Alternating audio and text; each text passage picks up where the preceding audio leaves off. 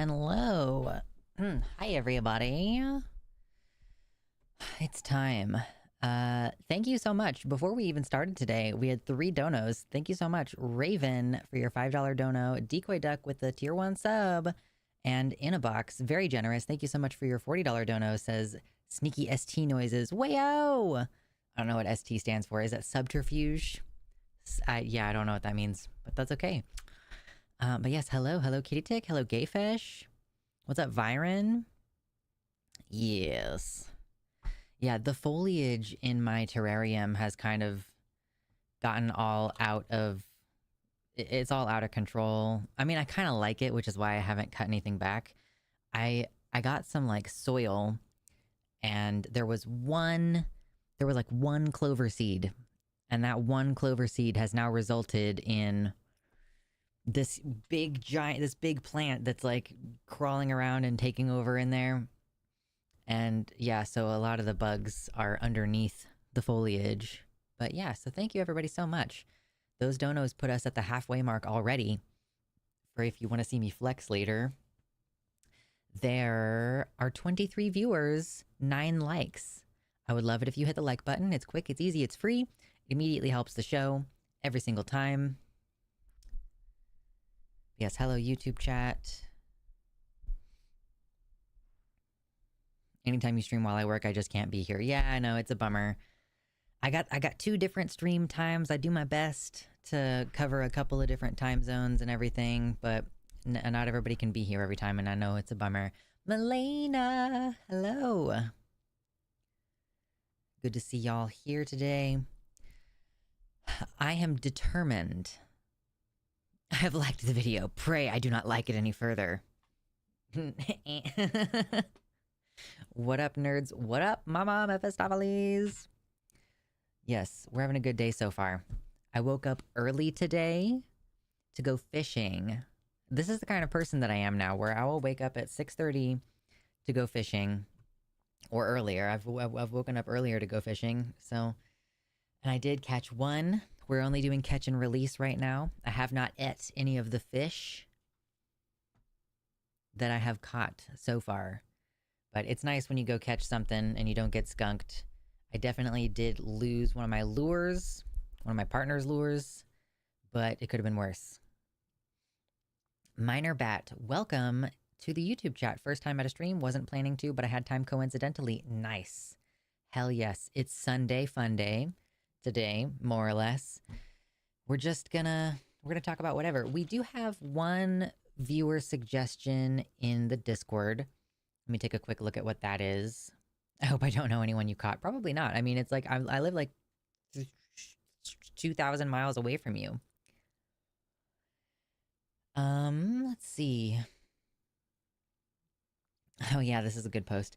But yeah, so someone in the Discord suggested this one, I guess, kind of sort of semi-serious story about a Michigan Republican state representative who was arrested after basically chasing a stripper with a firearm.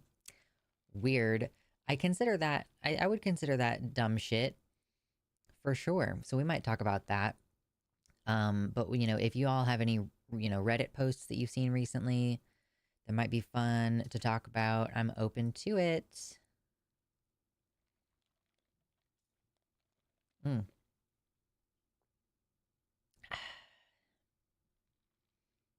The fish have internet too. Fair. Okay, fair.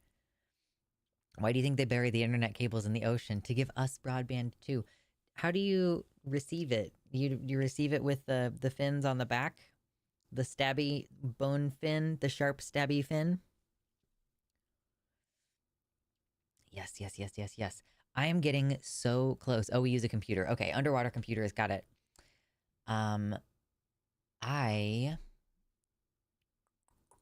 was about to say something. How do you use the internet? Well, most of the time I use my phone. Like a lot of the time, honestly, I use my phone.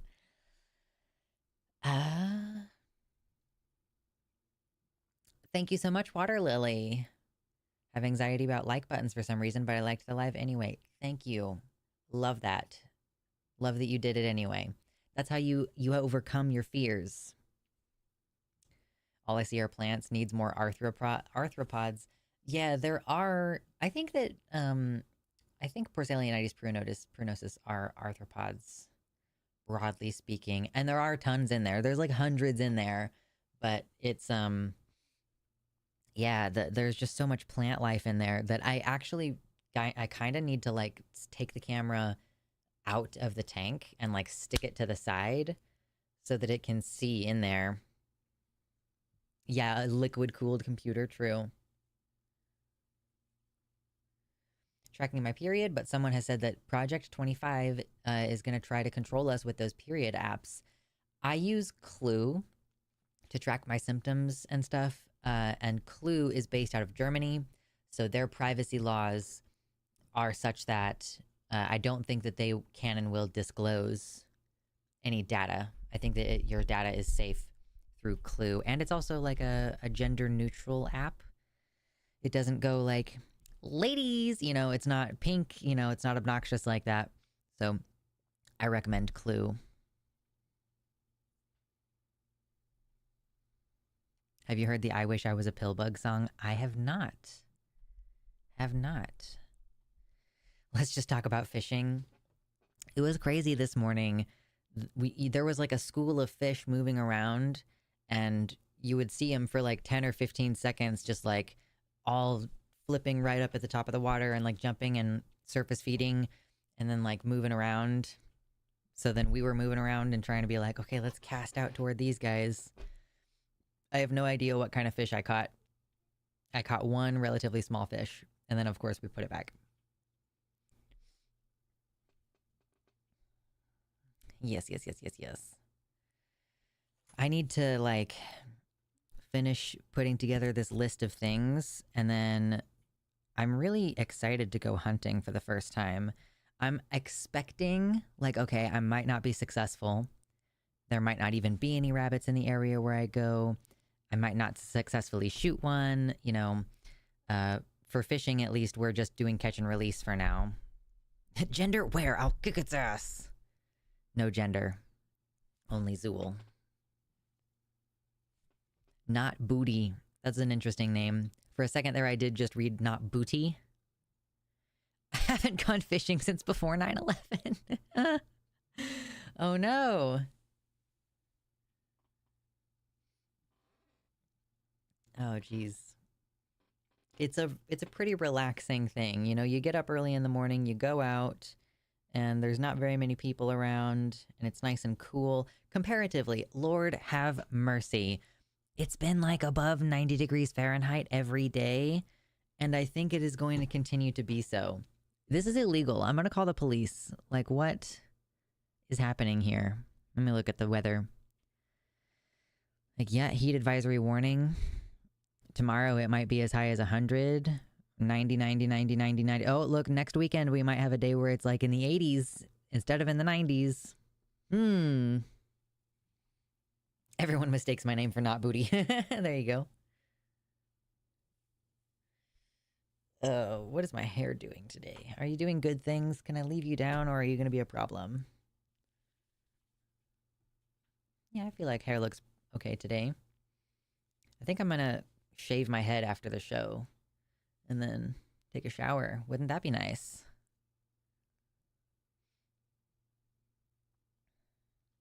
Investing in my dad arc. I was looking, we have like, you know, a lot of our hobby shit just kind of sitting around. And I was looking at this like area in our house where we have like a lot of our hobby shit. And it's like a bow and arrows, a fishing rod, a bunch of computer components because I just replaced a bunch of the parts of my computer. Just the most eclectic form of, are you having another shave my head crisis? No. I shave the sides of my head. That's all I mean.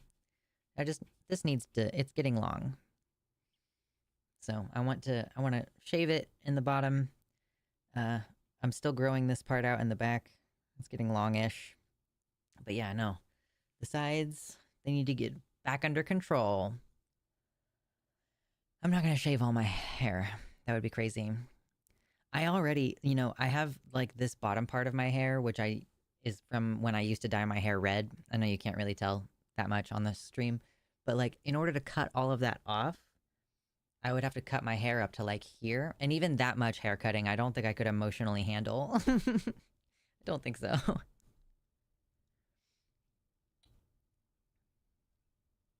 People fish for sharks up here. Ooh. But I thought, you're like not allowed to eat shark though, right? I thought that you were not allowed to eat it. So you fish it to catch and release, or I don't really understand the dynamics of that. Do not like having hair in the summer. True. Although I will say, it's kind of a mix, right? Because if you have a lot of hair, then obviously it can retain a lot of heat. So like I cut off the sides and that helps. I get a little bit more airflow, but I can get my hair wet and then it's like a heat sink where it's like sucking heat away from my head with like water.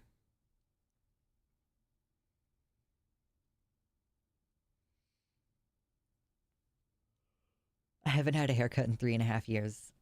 I completely get it. It's like that's big T girl swag is like just not getting a haircut for a really long time. It might still be good. Sometimes what I do is I take my hair scissors and I sit at my desk and I find little individual split ends or dead ends and I just keeps the texture nice. I shaved one side for the first time ever yesterday to mixed results. Yeah, I personally have no desire to only have one side shaved, but I can completely understand, like, if you just are trying to get your hair, like, minimized a bit over the summertime.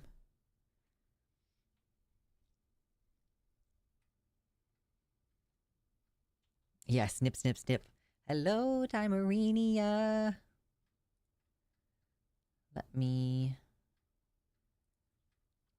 just gonna change some things. Timerinia.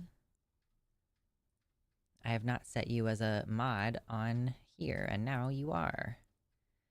And then I will also take Max off of mod over here. No more mod status for Max.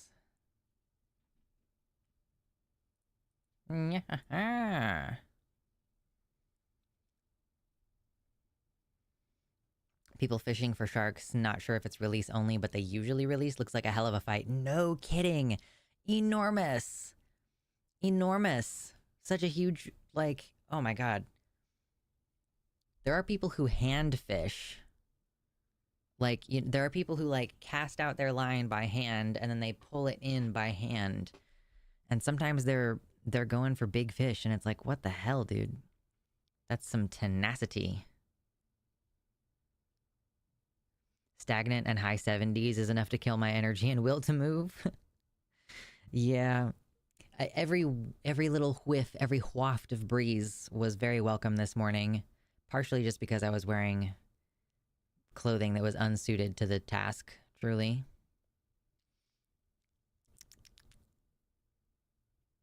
For research, can I see the other side of your head? Yeah, sure. So, typically, I either part my hair like this, or I put it up in a ponytail, or a bun or something. So, like, both of my sides are shaved. And occasionally I'll put my hair like this, but not as often. Because I don't think it looks... Well, my hair looks great this way, but it's like, it doesn't frame my face the way that I want it to. What's 70 degrees incorrect? About 21C. Like, 70 degrees is like... It's a really nice day. Like, it's sunny probably, it feels good. It doesn't start to feel like sweltering hot in like a 70-degree day. And yeah, about 21C. Maybe 22, right? And then, yeah, if you get up to... It's one of those things where I only really know that because the 3D printer... Like, we keep our house at about 70 degrees, and the 3D printer says it's about 21C. Like, the 3D printer goes off of Celsius. So I only know... like, 21 degrees is awful. 21 is not too bad.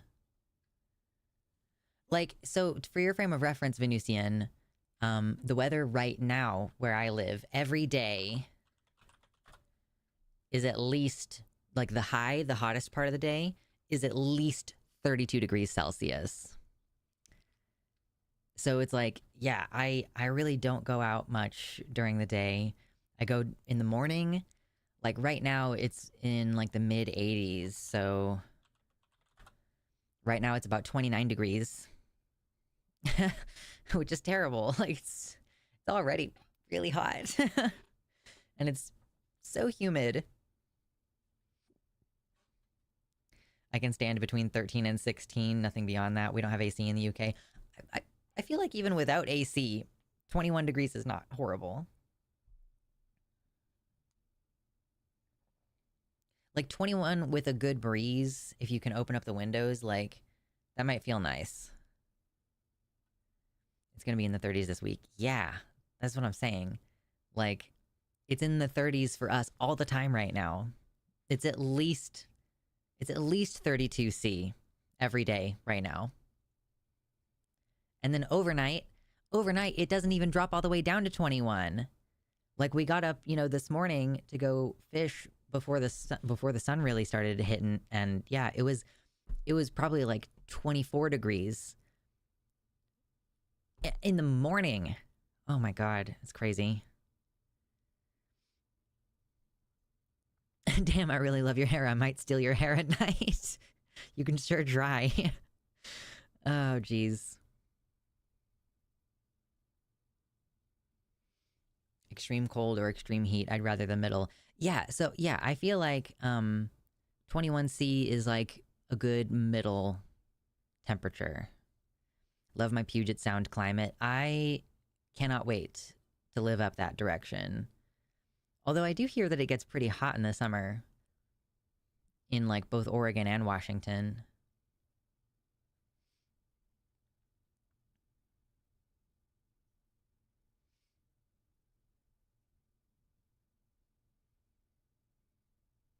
There's people that catch catfish with their hands. Oh yeah, are you talking about noodling? We were talking about that last time on the show. People go, like, they find catfish nests, basically, and they put their fingers in there, and then they try to get the whole catfish. It's crazy shit. I would never go noodling. The risk of losing your entire hand to a snapper is just not ideal.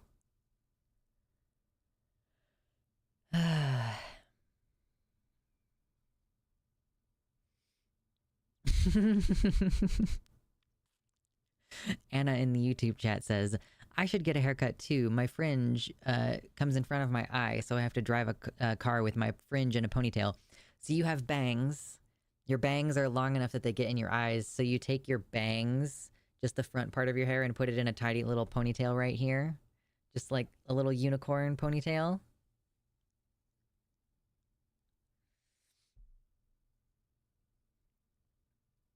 Waiting for the imminent Gulf Stream collapse, so all of Northern Europe will get way colder and more awful.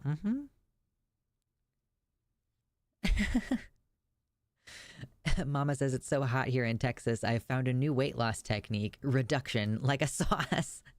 Yeah, you don't have to go into the sauna after the gym, you just go sit outside.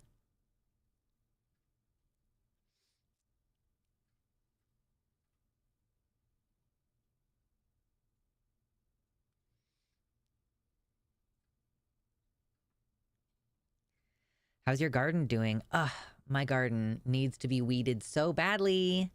I've gone through and I've turned up the soil to expose the roots of the grass that's growing in there, but it's just not working very well.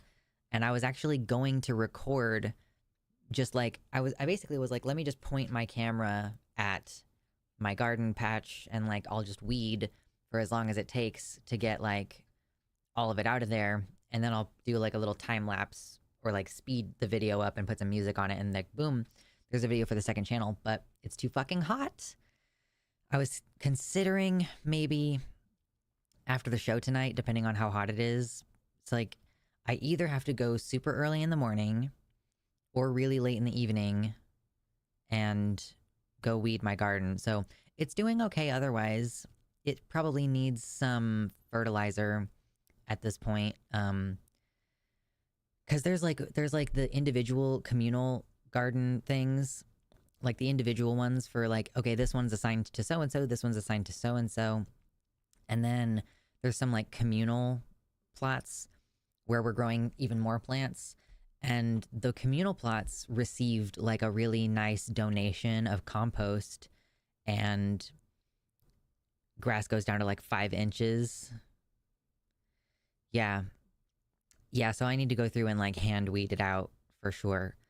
But yeah, so the plants that are in the communal garden area is doing way better than my personal plot because I did not put any compost in my personal plot. I guess I still could, because I do have some compost. I just need to get it out of where it is.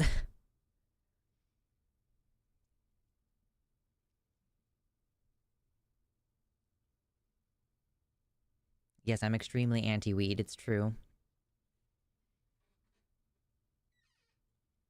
I weigh myself in the morning and lose like 6 pounds by the end of the day. Yeah, yeah, you genuinely like lose a lot of water. I planted morning glories in my mom's garden for reasons, and it took a decade of weeding for them to stop growing there. I've heard that they're pretty tenacious. Morning glories, they're like invasive, right? You gotta be really careful with those. Texas is too hot even for Texans. That's the impression that I've gotten as well. Ooh, a couple fun things. First of all, hit the like button if you haven't already. I love getting more and more and more people hanging out in these stupid streams where we're not doing anything purposeful. I refuse to talk about any anti-trans news today, is kind of what it comes down to. I still have some content that I haven't even edited from Wednesday's stream, so we're just not gonna deal with it. Thank you, Zypation, very much for the gifted tier 1 sub. Enjoy your dicks, Venusian.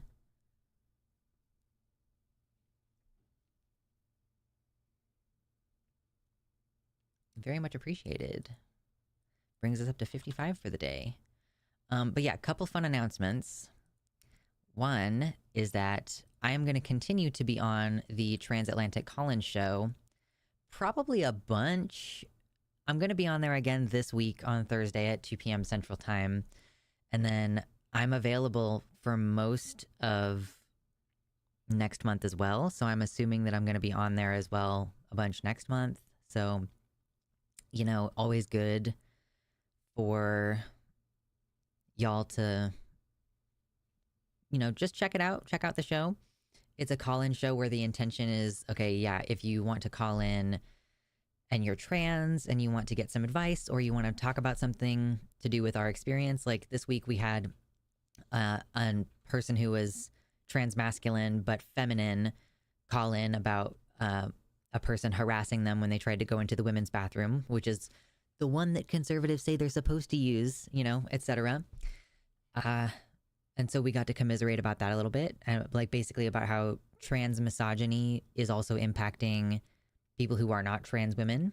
Like, you know, trans masculine people who are feminine also have this problem for sure. And it's like because of the increased visibility and contention around trans women. Great conversation. We also sometimes have allies come in and call and go like, Adrian, it was you? Hey, that's amazing. Thank you so much for showing up here to this show. I am so pleased to have you here. But yeah, sometimes we have allies call in and go, hey, you know, I keep hearing this argument and I'm having a really hard time articulating my opposition to it. Do you have any suggestions for what I could say? And sometimes, and personally, some of my favorite calls are the ones where someone is arguing a transphobic position. And we actually invite people like, hey, come back, like call in. If you have this issue, you know, please call in. I watch you all the time. Amazing. Thank you, Adrian. I appreciate that. Yeah, I actually was just having an argument with somebody on Twitter who was like, trans women are men. But that was after they told me they had seen me on the line. And I was like, why are you watching the Transatlantic Call-In show if you believe that the women on that show are actually men? And then I was like, oh, you know what? You should call in because that would be I bet it would be a much more productive conversation than us trying to snipe back and forth at each other on Twitter. So here I am trying to encourage, that would be the most transphobic caller that I have seen on the show.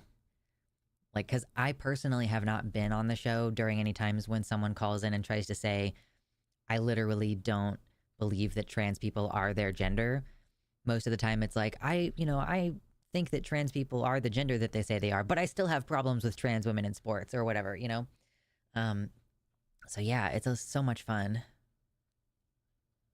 From an audience perspective, it seems like you're getting good calls so far. Yeah, and big shout out to the call screener. I think it's usually the same person who screens the calls for us, but that is a big part of the job. Is that these folks are talking to these people before we as the hosts have any opportunity to speak with them, and try to figure out what are they what's their question, why do they want to call in, what are their pronouns, all that. They are like a significant line of defense against trolls, you know? So it's like, yeah, we want people to come in who might have what we would call transphobic beliefs, but we don't want people who are just trolling for the sake of trolling. I have to get my brain on the schedule for Thursday's New Day Who Dis. Yeah, we were talking about maybe, moving the show later in the evening, because I think a lot of the reason why we have the Transatlantic Call-In show in the daytime, like 2 in the afternoon, the way that we do, is because Katie Montgomery is in the UK, although she has not been on the show very much. And somebody earlier said she was flaky. Listen, she's experiencing some pretty intense burnout. It's not entirely her fault. She's just really overwhelmed. And like, I kind of understand. In the UK, it seems like, maybe just because it's a smaller country and because like the national platform of the allegedly liberal party, the Labour Party, they are swinging transphobic as well. I could completely understand if it was just like a really targeted experience and for it to feel like pretty overwhelming over there. Even before, okay, fair enough. How do I change my username so it reflects my Discord one? I am not sure. I would go, there's like a menu on the top right of the website that, you can go in and change your pronouns and stuff. I'm going to guess that it's somewhere in that menu, and you have a sub, so you should be able to change it. It's like once a month or something. Screener is good over there. I had a good experience calling in a while back. Yeah.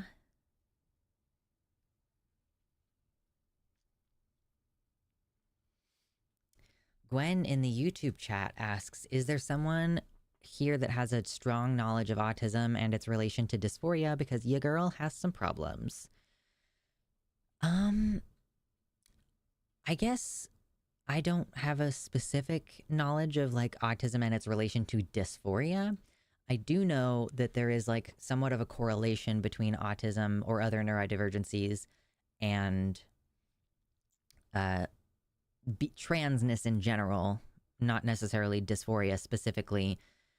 My thought has like, I've always connected autism with transness on the grounds of social rules that don't make sense. Like, in my personal opinion, the correlation is partially explained by the fact that autistic people are just like, well, why would I follow these rules? Like, it's possible that there are cisgender people who have the same type of feelings, but because like it's how things are supposed to be, and because like allistic people have a greater tendency to just accept this is how things are supposed to be, as opposed to a lot of autistic people who are just like, well, if your dumbass rules don't make any sense, I'm not going to follow them. Like, that's where I see the connection. So I'm not entirely sure how it would relate to dysphoria specifically, because dysphoria is more like being upset with your own body. Or I guess, you can also say that there's the social aspect of dysphoria where you're upset at being perceived a certain way or what have you. And yeah, I guess I just never really thought about the specific relationship between dysphoria and autism.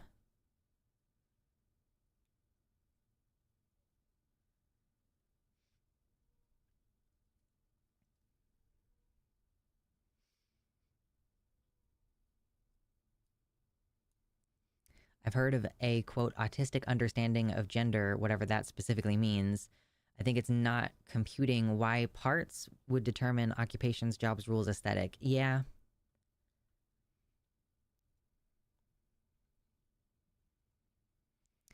I ask more for the purposes of processing dysphoria. Ah, I see.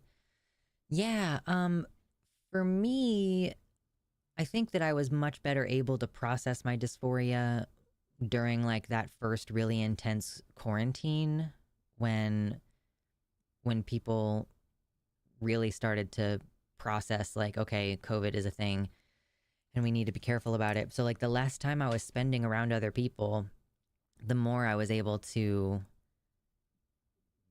like address my dysphoria as something that is me and my contention with my body. Like I think that the social aspects of it can kind of hinder a like a fully self-connected response to a person's dysphoria. Katie Tick says, I would say there's an increased instance of hyper-awareness to your body and thoughts when you're autistic versus neurotypical people. So when we are dysphoric, we hyperfixate on parts of it. That's been my experience as a dysphoric autistic person. Yeah, I could see that. You know, that like you're just hyper focused on it. I think autistic people do notice things about our bodies and stuff in ways that neurotypical people might not.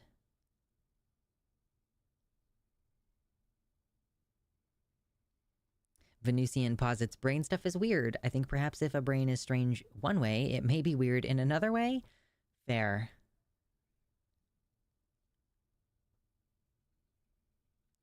Also difficult with alexithymia as an autistic person. Alexithymia being the inability to know what emotion you feel at any given moment. So I used to think maybe I had alexithymia because I would just have this like, I feel nebulously bad. And I don't know, like, I don't think I feel sad. I don't think I feel mad. And now, years later, I believe that that feeling is autistic overwhelm. So I don't think it's so much that it's the inability to tell what you're feeling, but rather that like autistic overwhelm is its own emotional experience that just feels nebulously bad. It doesn't feel like anger. It doesn't feel like sadness because it isn't those things. Like it's overwhelm and it has its own unique qualities. Cause like I know when I'm mad and when I'm happy and stuff. And I mean, I guess part of that is like going through dialectical behavioral therapy where they teach you how to notice your body. Like your emotions are physical experiences. It's not just like an emotional, like brain experience. If you get anxious or you're afraid, like there's a heart quickening and there's like, you know, basically symptoms of the emotion. So it also helps, I guess, to do like some emotion regulation, learning how to identify emotions. And you can notice your physical symptoms and then work backwards if you need to. Yes, it's a learning show. Hit the like button if you're learning. Almost 50 viewers. Can we get to 50 likes? Curiouser and curiouser.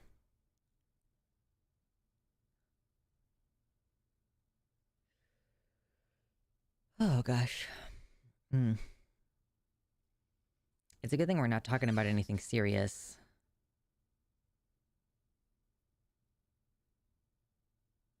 Because the Ritalin has definitely, definitely worn off.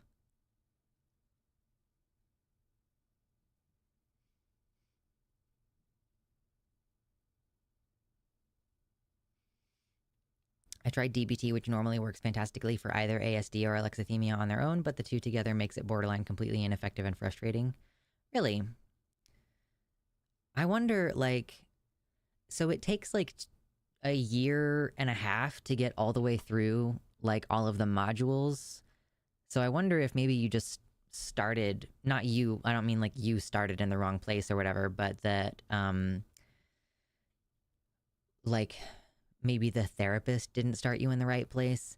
Because I would say if you're having like difficulty identifying your emotions, I would start with the mindfulness module, which is just like, let's just start noticing our thoughts and our sensations and like our bodies. And then maybe the emotion regulation module, which goes into like, okay, well, now that you're able to pay attention to your body, which is another thing that I used to struggle with. I used to not be able to pay attention to my body.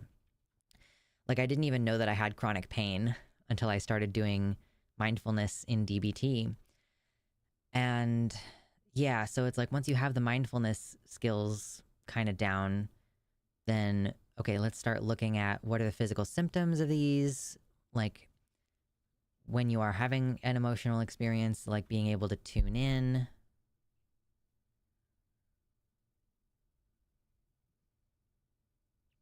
How many likes does it take to get to the center of a Tootsie Pop? Yeah, Kitty Tick says learning about the physiology of emotion helped a lot.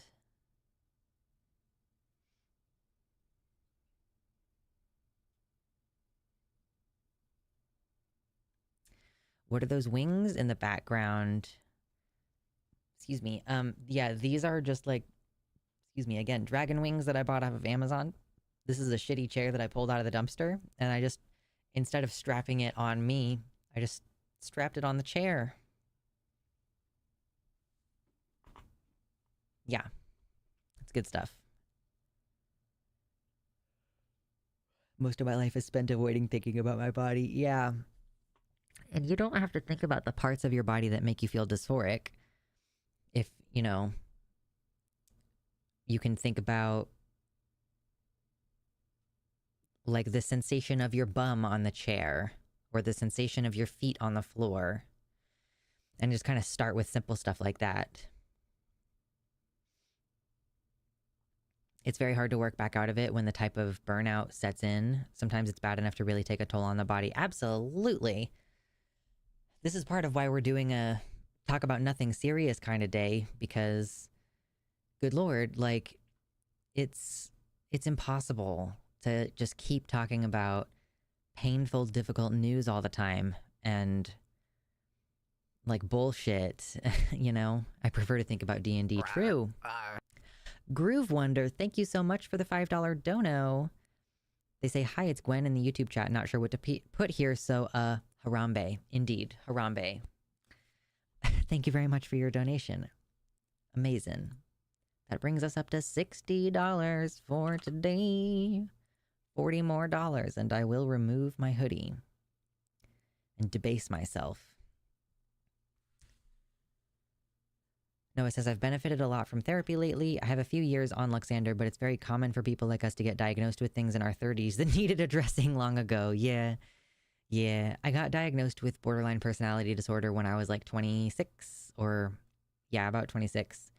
And that was lucky. It was like lucky that my therapist, like I was going to a trans supportive group, and the therapist who was running it just happened to also be a DBT therapist who like took an interest in me and was like, hey, I think you need therapy one-on-one. I think you might having BPD. I think you might have BPD. So yeah, it was just a really fortunate situation for me. And to have a therapist who was like 20 plus years an expert in treating the thing that I had a problem with, you know, after like 7 years of kicking around with a bunch of different drugs, and like the provider that I was seeing previously just, you know, being willing to throw a bunch of random different psych drugs at me. She should have insisted after like 4 years of trying a bunch of different meds and them not working, she should have been like, I will not give you more meds. You need to go to therapy. Like that would have been responsible care. But, you know, shit happens sometimes. If you really think about it, everything started going downhill around the time Harambe died. When did Harambe died? Standing all day, pain. Sitting all day, pain. I would kill for a hybrid, like, standing-sitting desk. It's like one of the stretch goals for the GoFundMe that I'm going to run later this year is like, yeah, I need a new desk when I move, because this desk is not coming with me. It's a piece of shit. Like, it will fall apart. So yeah, I would love to get like a standing sitting desk. I would kill for a good standing desk. 2016. Okay, yeah, fair. March 2016. Yeah. Harambe. God damn it.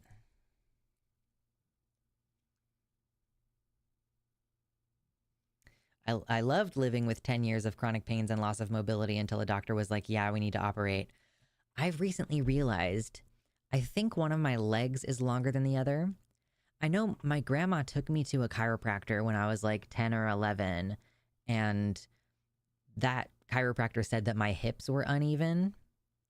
And now I have, sometimes I'll get like pain on one side of my hip, and it's not fucking sciatica. It's not like a problem. Like, I think what it is bursitis, which is like literally the ball and socket joint where my hip connects. It hurts when I'm going through my full range of motion walking. And I think it's because one of my legs is longer than the other, and it like grinds the bursae, which are the like fluid sacs that you have in your joints. I think it just grinds against my bursae, and it fucking hurts.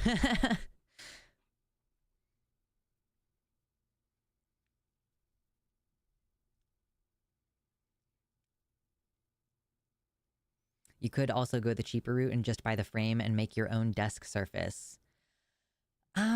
Yeah. I yeah, I guess that would work. Carpentry is a good survival skill, you know. I know, but like a lot of those desks, the nicer ones at least have it's like a motor. It's like a mechanical function. And I have like monitors and shit on my desk, so it is going to be heavy. Yeah, bursitis sucks. It does. It hurts. My one regret is that I have bonitis.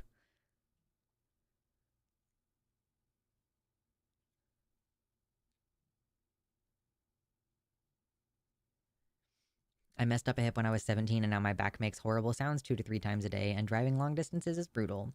Short right leg forever, unless I want to afford a Cairo monthly forever. Can you even fix, if one of your legs is physically shorter than the other, is there anything you can do except just fucking wear a shoe insert? Just like physically compensating for it? I don't know how you're gonna make your hips even if one of your legs is longer. I wish I was made of metal. True. Those frames, even the cheaper ones, can handle some weight. Yeah, so the thing that I was more thinking about is like if you're changing it from standing to sitting, then like I think it would be quite difficult to do that without the motorized function that those desks are equipped with typically. Like, I'm more concerned about it being heavy enough that I'm like, if it's got some kind of stationary mechanical thing, like a you know, a ratcheting thing, where like you have to lift it up.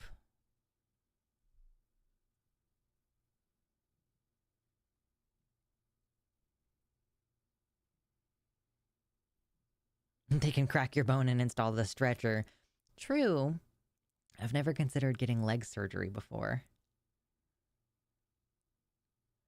They can adjust your hips to make them level. How, like, again, how, like, do you just have to keep going constantly for them to keep fixing it? Because again, like, fundamentally, the problem is that one of your legs is longer. In theory, you could make a platform or something set on top of the desk to do conversions, but the time investment probably makes it worth it to just buy the motorized desk. Yeah. If you've got money in 3 months to recover, medical science can totally make your leg an inch longer.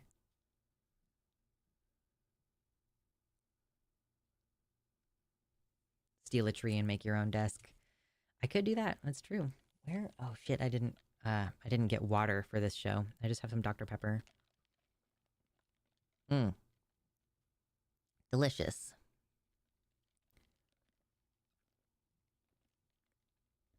Also keeping in mind, y'all, that like we're talking about after I move 2,000 miles, I'm gonna spend like at least a month packing, several days putting all the shit into the U-Haul, driving for 3 days, taking all of the shit out of the U-Haul. So am I going to want to build a desk after all that? Or will I just want to buy one and have it sent to my new house? Your leg is probably pushed into the socket. I think it's my longer leg that's the one that hurts. Very true. Automatic standing desks are for people who don't like to crank it. I am notoriously firmly against cranking it.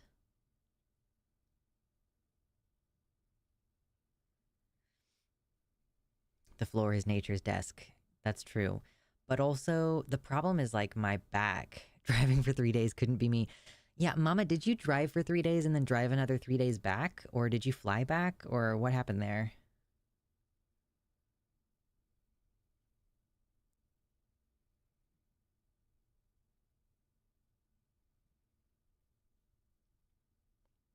Just give the shorter leg a mushroom from Super Mario. Absolutely.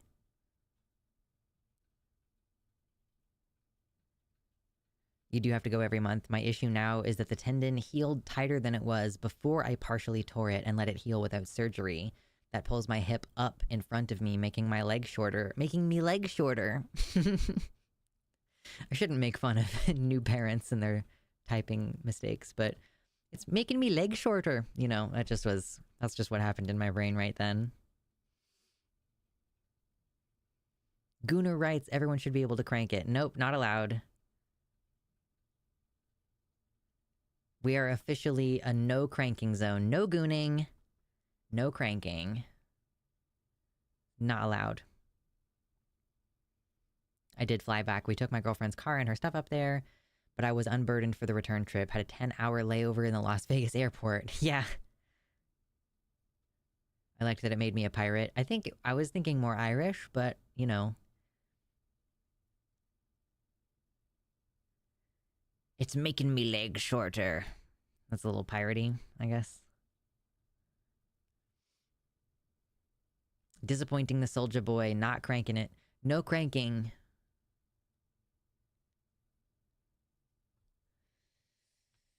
Yeah. Oh, man.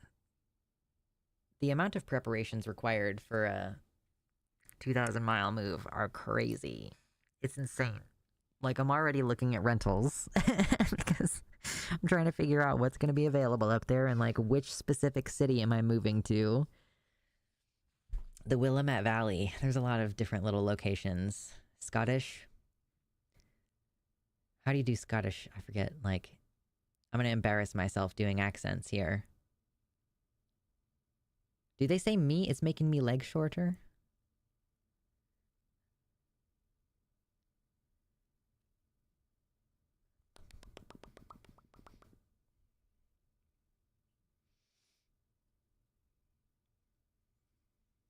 Can we be goons in the sense of, like, minions? I feel like there's gotta be some weird people who are into minions sexually. Like the yellow ones, you know what I mean? Just, like, horrendous nonsense. Oh, man. I put on sunblock earlier and now I've just rubbed it into my eyeballs. Good call, y'all. For the motherlands. True. The motherland. Motherland. Their R's are...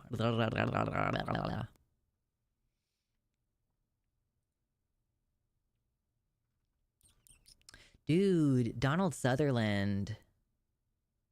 Yeah, I know. All you gotta do is head over to Rule 34.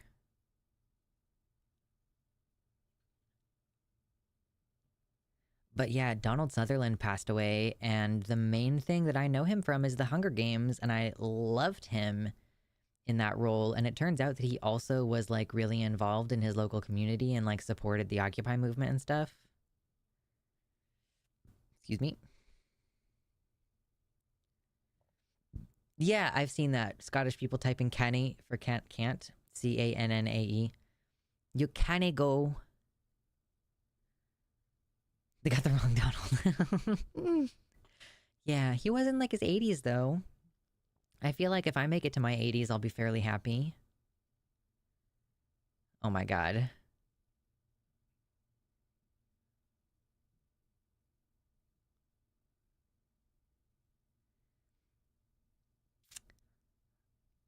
Shakespeare, I absolutely can read that, and I can even hear it in accent, and I could do it in accent, but I probably shouldn't. I respect the Scottish too much to be butchering their accent.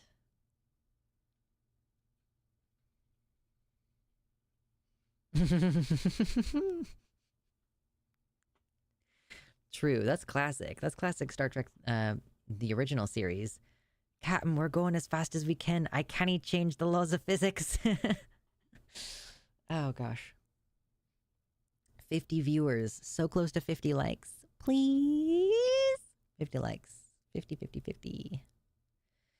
Donald Sutherland played Merrick, Buffy's watcher in the Buffy movie, and he was in MASH. I had just watched him in the Hunger Games the night before. Yeah. He was really great in that role. Didn't realize he was Kiefer's dad. Yeah, I think my mom told me that. Like forever ago. I'm gonna stop rubbing sunscreen into my eyeball. I'm gonna do my best to stop doing that. As one of my ancestral tongues, I have the perfect Scots in my head. My mouth won't cooperate though. Yeah, that's the problem.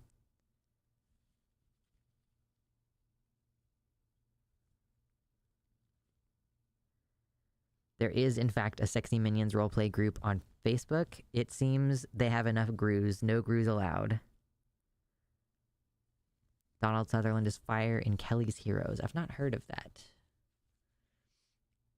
Kiefer Sutherland definitely looks like Donald Sutherland. Like, for sure. Oh, I used to watch a bunch of 24. My mom was super into it. Fun story, Jack Bauer's dad was the villain in a season of 24, and they originally wanted Donald Sutherland in the role, but there was a scheduling conflict, so they got James Cromwell instead. Does James Cromwell even look like either of them? Oh yeah, I remember him being in the show. I can't think of anything else that this guy has been in, actually. He's still alive at 84 years old. Oh, and he's 6'7". That's crazy. People who are 6'7" usually don't live that long. That's wild. What else have you been in, James Cromwell? What else have you been in that I've seen? Apparently he does a voice in Star Trek Lower Decks. Interesting. Have I seen him in anything else?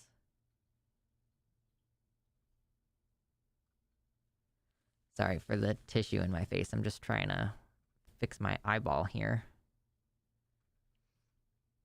I'm not seeing anything that I've seen.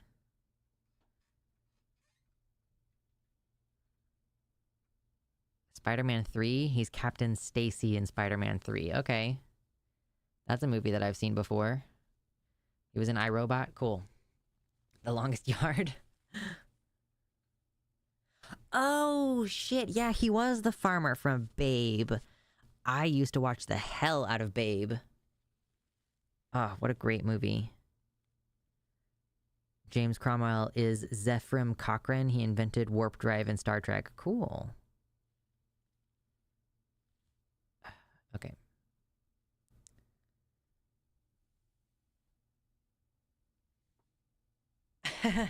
James Cromwell is a legend blessed by the blood of Numenor with long life.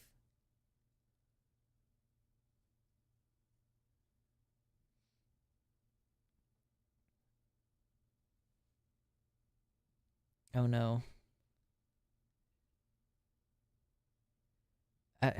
Gayfesh has gone off and is now singing in the chat. Yeah, man, I did see a lot of that movie Babe when I was younger. That's wild.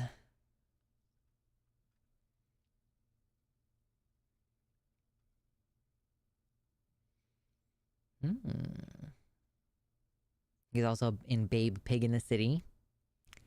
Classic.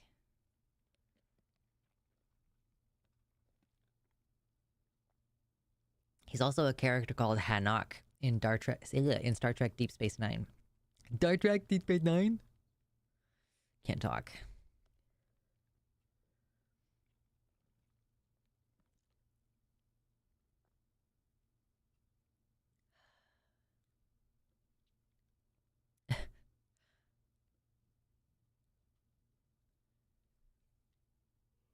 Now an English accent deserves all the shade. Listen, it also, like, there are 8 million different English accents. There isn't just one. There's like the Queen's accent, but then there's like a northern accent, and then there's like a country accent, which is not exactly the same as a northern accent. And then there's Cockney, and Cockney is not exactly the same as just a general London accent.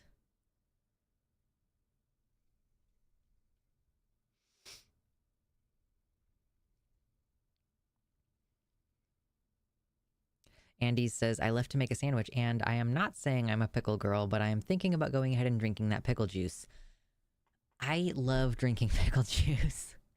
I mean, more I just eat pickles, but yeah, I will definitely drink the juice. Until it gets to the very bottom and there's like a lot of like mustard seeds and junk in there. And even then, sometimes I'll pour it through a strainer. There are several northern accents. Yeah. Gorgeous. Babe is a core memory for sure. That'll do, pig. That'll do. That's where that line comes from in Shrek, where he's like, that'll do, donkey. It's like, that's from fucking Babe. He says, that'll do, pig. Brine juice. Yummy, yummy. What am I making for dinner tonight, y'all? Am I making dinner tonight? I often don't make dinner on stream night.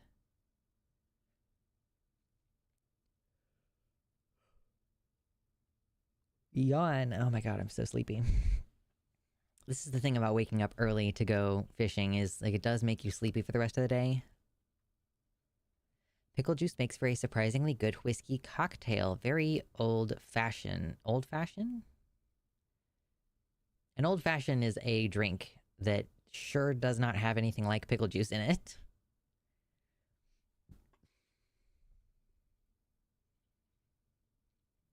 Love getting an Italian sub with extra jalapenos and leaving it wrapped for an hour to absorb the brine. My mom used to actually get, when we would go to Subway, she would have vinegar and oil on part of her sandwich. And it's so good.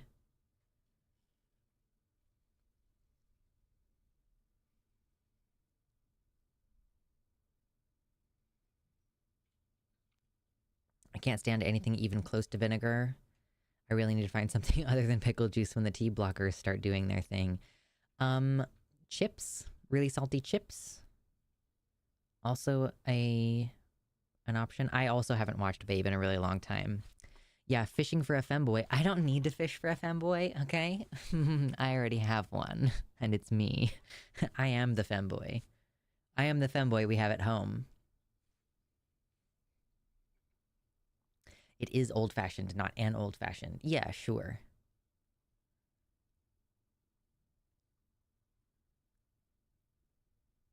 Pickled onions.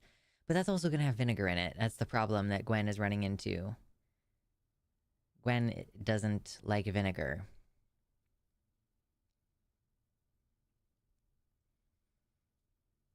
Salted pistachio nuts. Yeah, salted nuts. Salty chips. Salty cheese, potentially. Like a nice salty cheese. I love olives, green olives, and pickles. So it's easy for me. I'm just like, drink the pickle juice. Just like a salt block like a deer. Just get one of those Himalayan salt lamps and just lick, lick, lick. The Italians may have brought us the empire and nationalism, but they also brought us vinaigrette, and I'm willing to forgive. Yo, I love Italian food. I haven't had Italian food. I meant to go to like an Italian restaurant for my birthday last year, but they didn't let us have a reservation in a private room because apparently you have to have a party of like a minimum of 10 people for them to do that for some reason. what's up with estrogen and the need for salt. It is not actually estrogen. It is the fact that the anti-androgens that most trans girls take it's a diuretic. So you pee out a lot of stuff and you pee out a lot of your salt. Or, I mean, rather, you're peeing out a lot of fluids. And so salt helps you retain fluids. If you have a lot of water weight, some people, like, sometimes it will be suggested to you to cut back on your salt intake so that you're not retaining as much water. But if you're peeing a lot because you're taking a diuretic medicine, or, you know, if you're drinking a lot of coffee, which is also a diuretic, the problem with coffee is not like it dehydrates you when you drink it. It's fluid. It will hydrate you, but it also is a diuretic that triggers you, you know, going to the bathroom. And then, yeah, you need to replenish your fluids.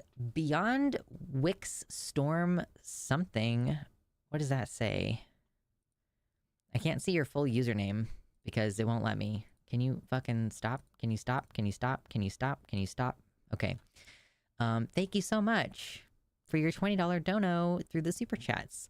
Finally caught alive for once. Sending love from Colorado. Thank you. That's really kind of you. Donations through the super chats are very appreciated. I will let y'all know that Google takes 30% of those at least. Sometimes more like 40%. So for y'all, it's if you donate directly through the website, it's a little bit more direct, but it is still very much appreciated. I'm still going to get like $16 of that. So thank you. Which brings us up to $80 on the donos today. 20 more dollars, and I will take off my hoodie, which will be very much appreciated because it's friggin' warm. I was just noticing we have our thermostat set to like 73 or something, and the other day I was looking at it and, you know, it's like the middle of the day and the thermostat is reading 74 and the air conditioner is just on constantly. I'm like, okay, great. The air conditioner is struggling to keep out the 90-degree days. There we go. Finally shows up. Sorry, it's a little bit late. Streamlabs is just a little bit slow connecting with YouTube. Excuse me.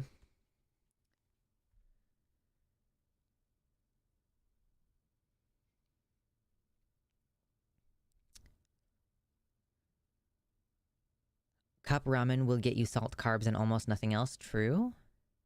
Beyond Wix Storm Chasing. Yes. Yeah, so it's just on my YouTube thing, like, I just can't see the full username. I probably could if I were to, like, go, let's see. Can I do this? Nope, still doesn't work. If I were to go way in the back end, I could see the full thing, probably. But again, thank you so much. Appreciate that. Edamame and watermelon are two of my favorite foods to add salt to. I've heard that watermelon is amazing when you add salt to it. Kitty Tick adds, make sure you're drinking a lot of electrolytes, but avoid high potassium if you're on Spiro. Does Spiro cause you to, like, retain potassium or something? Drink Powerade, not Body Armor, if you're drinking a sports drink. Interesting. Good advice. Nobody... Thank you for your $20 dono. They say smiley face, and that means we've hit the dono goal for today. It's the first time we've hit the dono goal, possibly all month, so that's awesome. Very much appreciated. Thank you, everybody. And now I don't have to wear this hoodie anymore. Oh, man, isn't that wonderful? I get to flex. Haven't had the opportunity to flex in a little bit. Eh.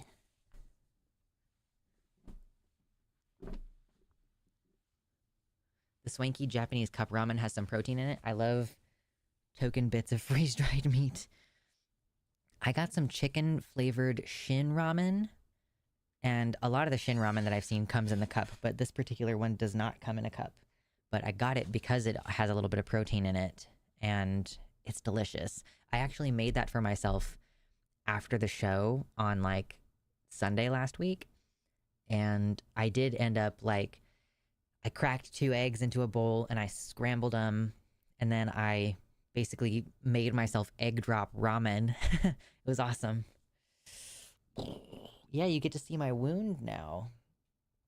I have this like healing bruise from when I got my implant. You can see the like this band-aid is where it got inserted.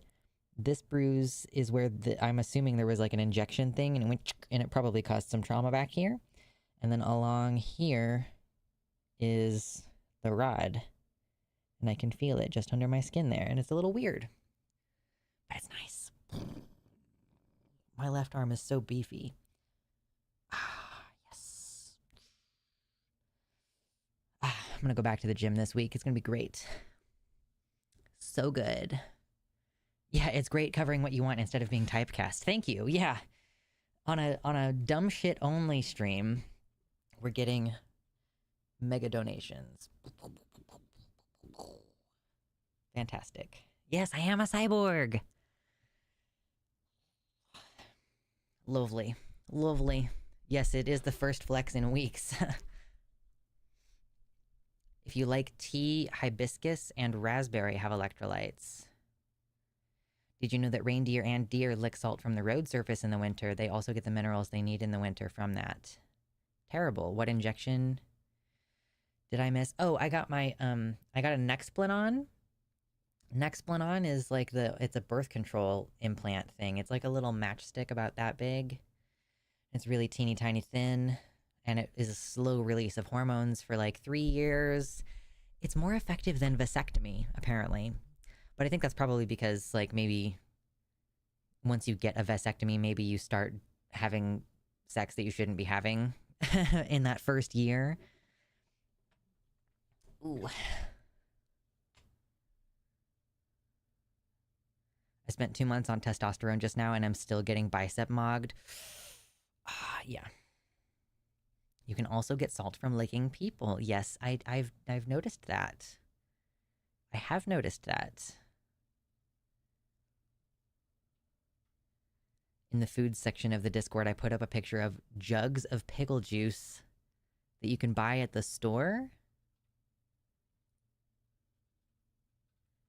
Jugs of pickle juice from the store. Let me look. Food and cooking. Somebody's got their pizza rolls. Hell yeah, dude.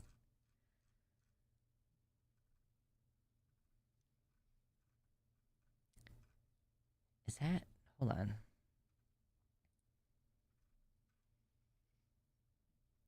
I don't see it. Oh, Feed the Dragon, you mean?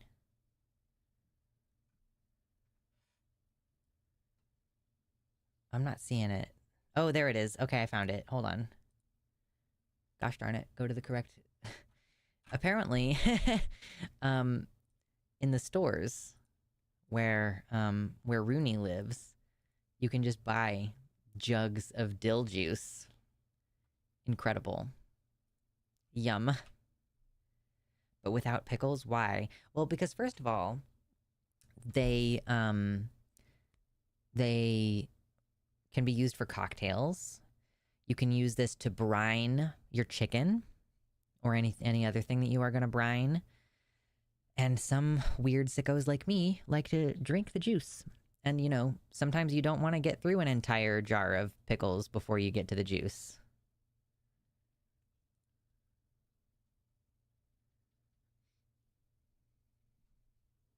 Spiro is what's known as a potassium holding medication, so you will always get enough incidentally in life. I actually avoid spinach, avocado, and banana most, as well as any other high potassium food or drinks I know, always have like the same levels as before the Spiro. Okay, so it causes you to retain potassium. Will salted watermelon be as disturbing to try as dehydrated watermelon, which tastes like the watermelon candies you thought taste nothing like watermelon? You just very lightly salt the watermelon, just enough to kind of bring out the flavor.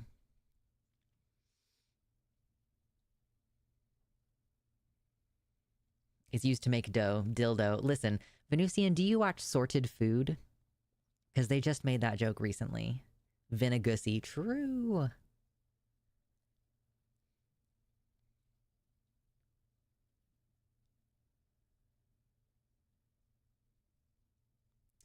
You could also make I guess you could also make your own pickles with dill juice, but typically you're just like It's like vinegar and brine, right? Vinegar and salt water to make your own pickles. Deep fried pizza rolls.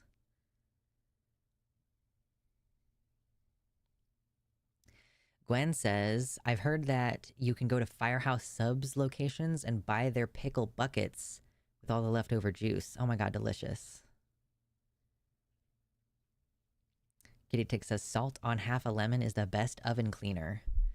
I am a bad person, and I never try to clean out the inside of my oven in any of the rentals that I've lived in. I'm just like, whatever, I don't care. Yeah, use the lemon as a scrubby. If I ever own an oven, that'll be great to know. That would be so good to know.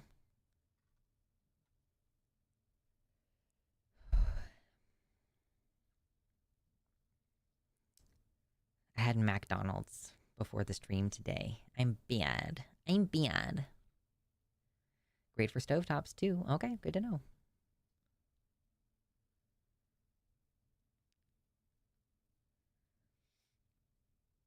Okay, let me see. What's in the Discord?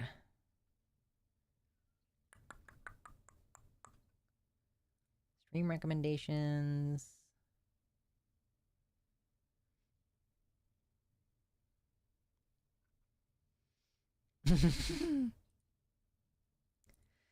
We have another post from, god damn it, from the Discord server.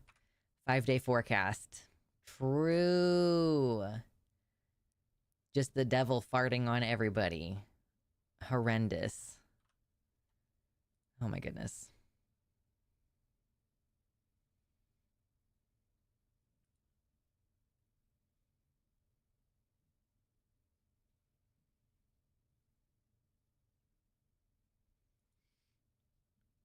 Wait, use gloves for what? What did we say? Use gloves?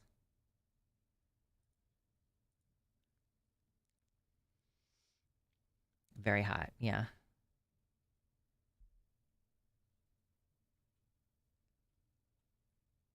Yeah, today is a we're talking about whatever kind of day, so...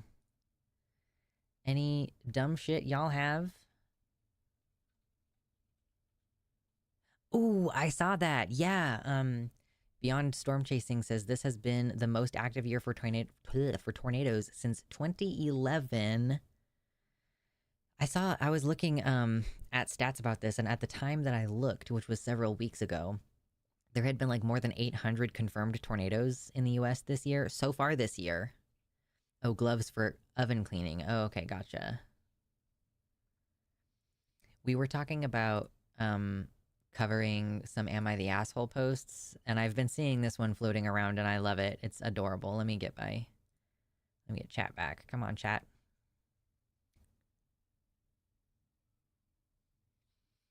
Excuse me. Okay. No, I don't need to burp again. Okay. This says, my uncle, 111M, gifted me, 50M, a ring before leaving to go traveling. A close family friend, 2019M, told me to destroy the ring due to problematic associations with the jeweler who made it, but the ring is precious to me and I would feel guilty throwing it away.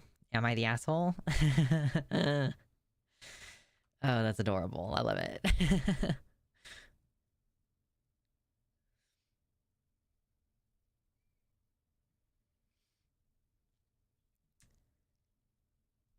Beyond Storm Chasing says, I saw a very funny comment on Facebook on one of my storm chasing videos. A guy was saying it was a result of the government controlling the weather. And, like, he's not wrong. He's so close. I don't know. It's, you know, it's the government refusing to try to control the weather, right? That's kind of more along that line. YTA cast it into the abyss. Listen, Elrond is the real a-hole of that series, right? He could have just fucking Sparta kicked Isildur into the fucking volcano. Like, just why did you let him leave the room? A self-cleaning oven is worth the extra cost. Good to know. Oh my god. Shakespeare says, cool trans joy, a local crew of trans folk have made a 5-episode queer rom-com. It's called Transplant. The first episode is on their website. Ooh, hold on.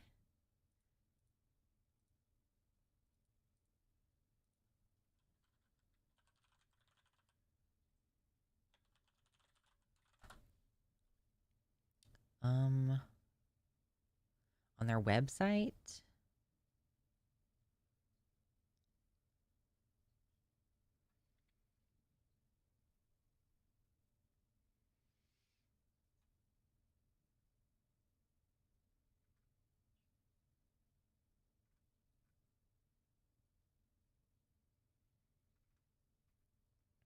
I'm not seeing it immediately on a little Google search.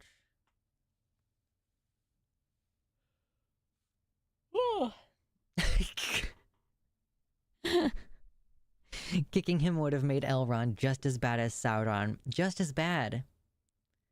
Come on. I guess so, you know? Jiminy Christmas. Just, yeah, like, literally, like, 3,000 fewer years. Because it is supposed to be, like, 3,000 years since Sauron had his fingers cut off, and then, like, the events of present-day Middle-earth. WatchTransplant.com. Thank you. A trans rom-com web series made with love in Minneapolis. Set in Minneapolis, Transplant is a rom-com web series written, acted, and produced entirely by local trans and gender non-conforming people. It tells the story of a small-town boy moving to the city. He's just a small-town boy. Meeting new people and growing up. The pilot episode was published in June 24, and 4 more episodes are in the works. That's very exciting. Ooh. About. Oh, that is the about. Okay, cool. Meet the plants. These are the plants. April Mazdaki as Lucky. E. Lane as Liam. Nell Munoz as Blue. Riga Witala as Avery. Sweet November. Dude, I don't mean dude like that, but like generally, hey, Sweet November is a sweet fucking name. That's a great name. And the Cat Velt as Key. And then there's like all trans crew. Yeah, that's incredible. And you can watch the first episode, which is called Boybortion. And then, yeah, you can donate to help produce the episodes. That's amazing.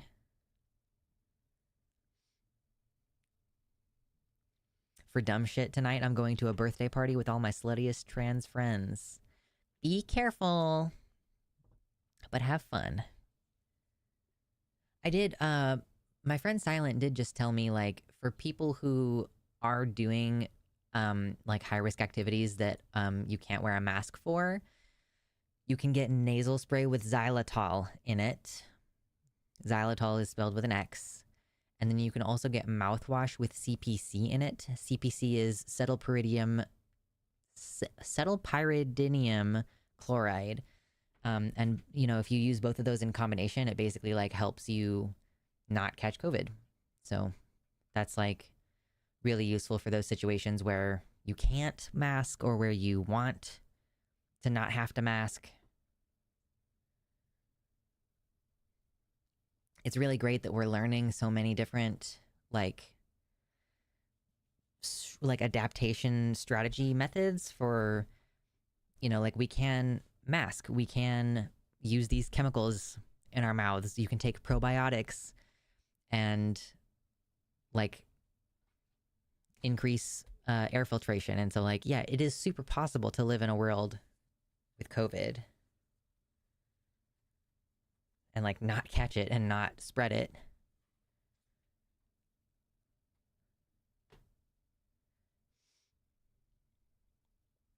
True, imagine causing global warming, then acting surprised when people gotta migrate to cooler places. Couldn't be me.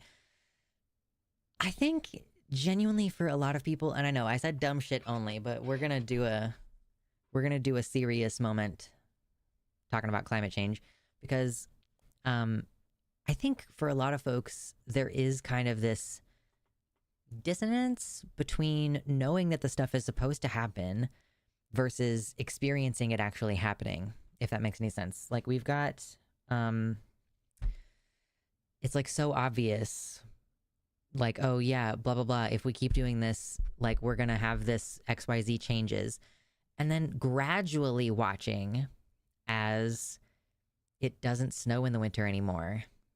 And it's like 50, 60 degrees in January and February. And like, of course, if you live in Texas, maybe it's normal for it to be 50, 60 degrees Fahrenheit in February. But like if you live in places where you normally would have winter and suddenly you're kind of not having winter anymore, and like summer is getting longer and longer. And I know technically, somebody was bitching about this in the comments recently, and it was some of the dumbest shit I've dealt with in a while. That's not even true. It was just dumb. But this person was like, well, summer is defined by the axial tilt. Like, you can't say, like, oh, June actually only has 1 week of summer. How can you even say that June is summer? Like, first of all, have you ever heard of summer break? It starts in May. But I was trying to explain, like, look, you can have different definitions of different, of the same word. Like a theory, colloquially, a theory just means like a guess or a thought that you have. But like a scientific theory with a capital T means it is a fact, basically. Like as much as science can say that a fact is a fact. And like, does that, like, so if you were going off of that, then what we colloquially call a theory, it might be better referred to as a hypothesis. But just because the existence of, like, just because we have a scientific theory that means like it's been proven true beyond a shadow of a doubt effectively, doesn't mean that the colloquial definition of theory is wrong. So summer is a word that describes an experience. Like summer, to most people in a colloquial sense, is influenced by axial tilt. But what it actually is a conglomeration of other factors. Like it's hot, it's dry, there's a lot of sun, the days are long, like certain animals are out, you know, and like, so I would say about Kansas that summer is getting longer and like autumn and spring are getting shorter. And I'm not saying like literally the fucking axial tilt is changing. That's moronic. It just means like the experience of what we describe as summer. And like as far as all the animals and the plants are concerned, summer is getting longer. Like the hot part of the year. It's like, and if we were to say summer is getting more severe, like summer is getting more intense, that doesn't mean that the axial tilt is tilting harder. It just means like, yeah, the experience of summer is getting more intense.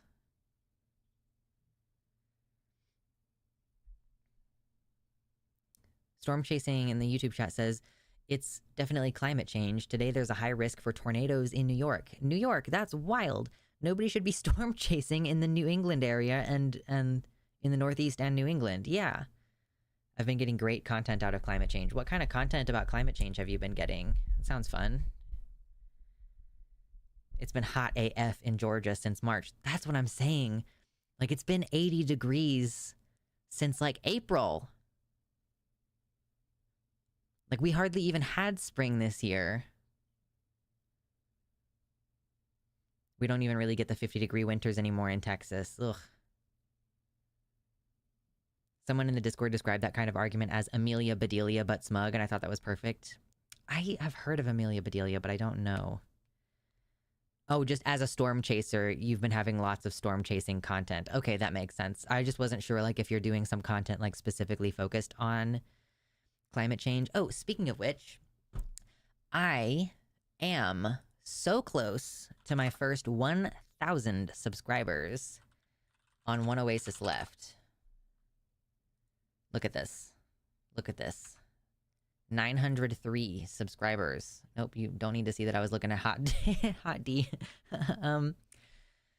Yeah, I'm so close to my first 1,000 subscribers. So speaking of like climate change and stuff, I am going to be talking about climate change on this new channel.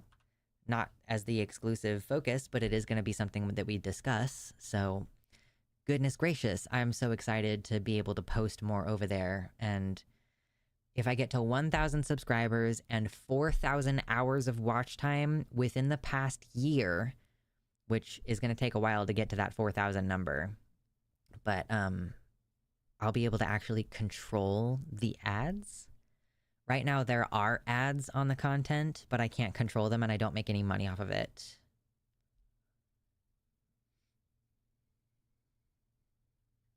Already subbed, can't do it twice. True. So, yeah, summer is when the children emerge from their cocoons and run rampant in the suburbs.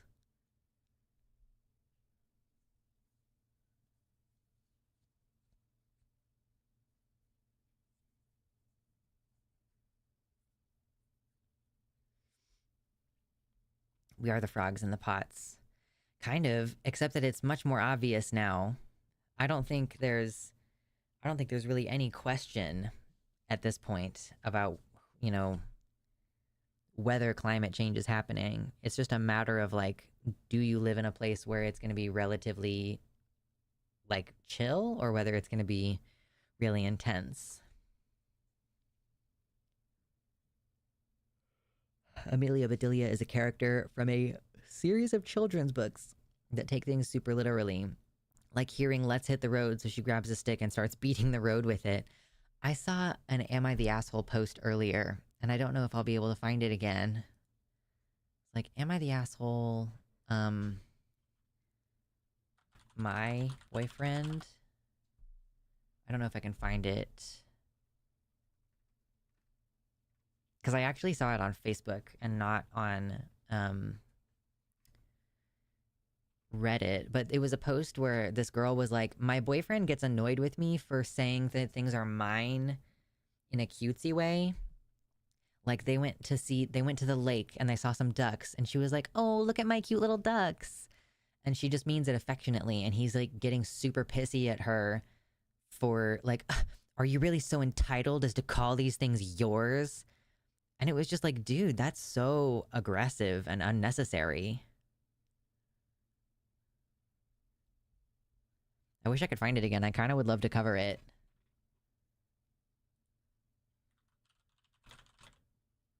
I don't know. Jesus, it's so hard to find anything.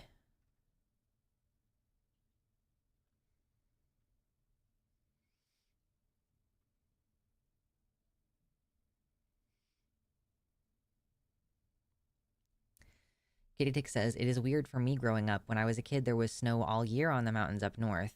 The monsoons would wash out the roads and flood things every year, and Lake Mead was full. Then by the time I was 7, a full-blown drought was declared. And are you from Arizona, or are you from, like, Michigan? I can't remember. Watching the rings form as the lake dropped over 20 years was intense. I've been yelling for most of my life that something was bigger going on. Sad that it took so long. Right. There were scholars in, like, the early 1900s who were warning about this, who were saying, hey, look, there's already signs. Thumb Warrior says, we don't get twisters in New England, but dozens of people swear they saw it. This storm chaser person in the YouTube chat, Beyond WX Storm Chasing, says that there is a high risk for tornadoes in New York today from Arizona. Right, okay.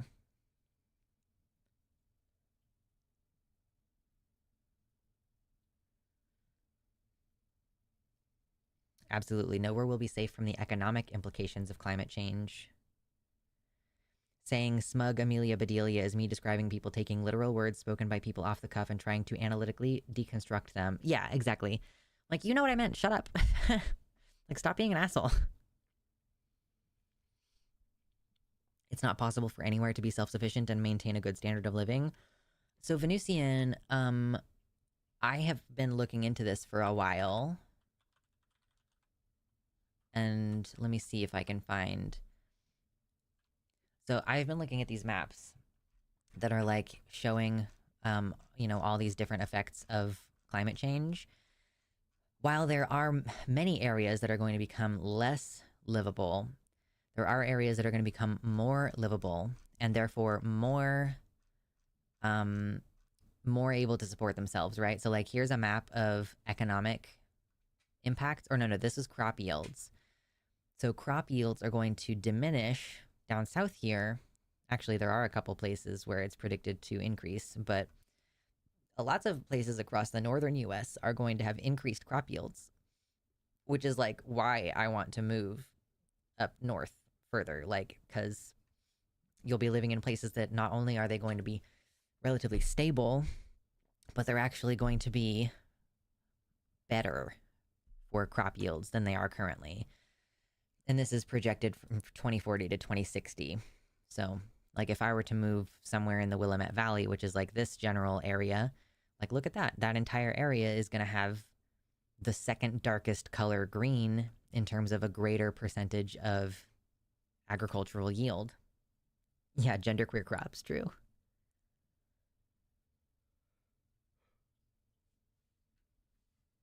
Ugh. Beyond Storm Chasing says there's a 10% chance right now in New York, multiple storm chasers tracking storms that might develop into supercells. Actually, there is a radar indicated tornado in Vermont at present. Wow. Anna says rainfall has increased, winters are rainier and snowier. Spring starts earlier and autumn lasts longer, which affects agriculture and the natural cycle. It's actually been, it was like dry AF this winter in Kansas. It did not snow hardly at all. But then this spring and summer have been really like super stormy and lots of rain. Actually, that's another thing that I need to do. When I go when I go weed my garden plot, I need to water it as well, because there's been a couple times recently where I've been like, oh, it's about to storm, it's about to rain a whole bunch, and then the day the day that it's supposed to rain, it's just like, shrug, nope, it's not gonna rain. I'm like, god damn it. Yeah, for sure, the economic disparity between the North and South will probably increase, for sure.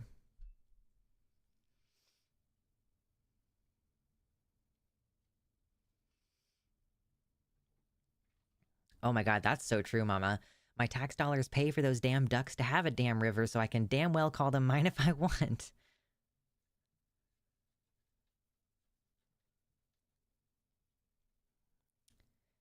Anna continues, regional species and habitats, especially in the Arctic, are under threat, causing changes in the distribution of species. Warming waters and declining ice in the Baltic Sea affect marine life and fishing. In forestry, growing seasons are lengthening, but increased pests present challenges. Similarly, longer growing seasons in agriculture bring benefits, but new pests can cause problems. Right. If it's not getting as cold during the winter and you like need some of these bugs to die off and they're just not dying. That's also a big problem with wildfires. You've got these like beetles that bore into the trees, and typically there's a big die-off during the winter because it gets too cold, right? But if we're not having a big die-off, then that means the population of beetles remains very high, which means more trees are dying. And then you've got like a just bunch of dead trees, and they burn very, very easily. And the trees are dry too, like the dead trees, they dry out with all the heat.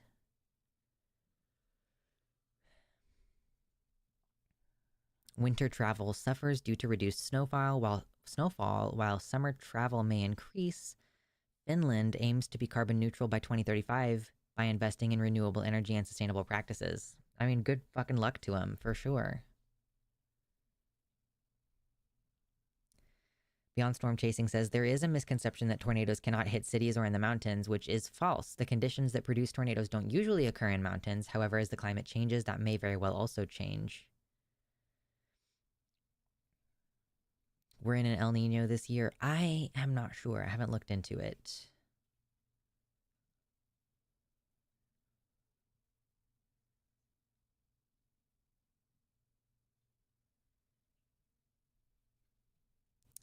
Yeah, and I've been saying this for forever. Mama Mephistopheles says, there's not going to be a smooth transition of farmlands. Many of the growing zones are going to shift, and even some that should supposedly be better will no longer be able to support certain crops growing there.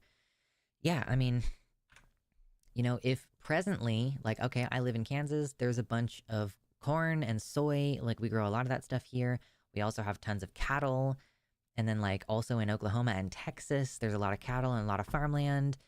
Okay, what's going to happen as these areas become like less and less hospitable, you know? Are we going to subsidize moving those farmers thousands of miles north so that they can be in places which are not going to have decreased agricultural yield?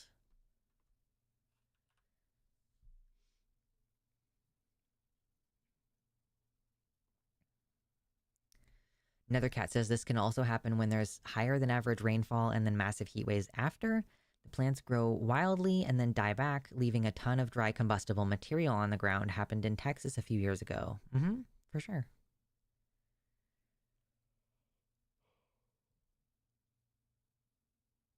Ugh. Mm.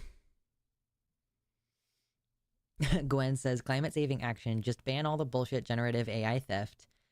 Okay, so not okay, I guess the generative AI, you mean like the art stuff, yeah, like that is like theft. It's unfortunate because AI is very useful for like writing emails and other stuff that I don't want to fucking do. But I saw this post recently. It's so cool that cities are like, please only turn on your AC if you're actively dying and don't go below 79. While the AI nobody asked for is slurping up the power grid to make one image of a girl with 5 tits. Oh, geez.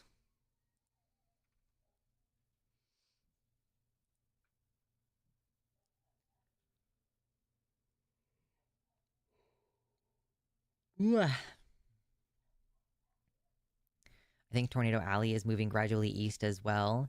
Oh, for sure. Like, you think of it as just being like the middle of the country, but yeah, we're seeing in like Tennessee and Virginia and Vermont and New York.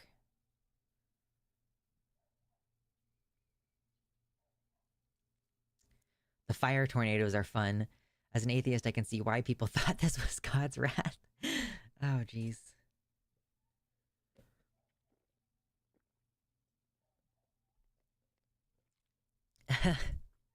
Gwen says 5 tits. Where's she at, though? That polymastia.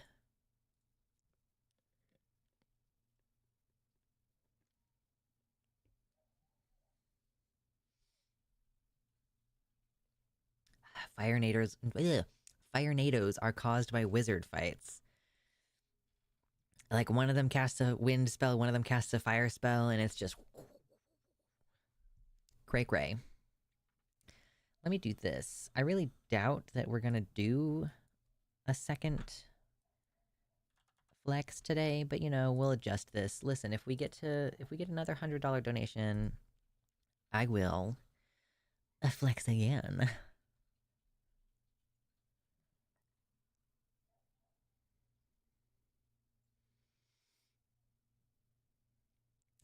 That latest one you showed is how I feel trying to generate power here at the farm. Meanwhile, my friend's soon-to-be ex wants to plug in 80 of those glorified wax melters. Ugh.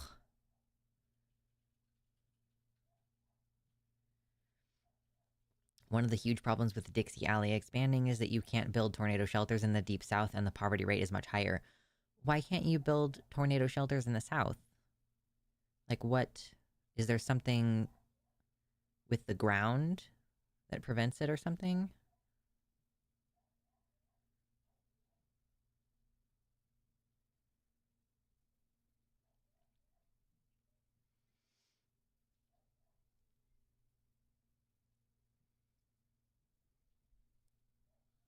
Get ready for growler bears, guys. Climate change is causing polar and grizzly bear habitats to overlap, so now hybridization is more and more likely.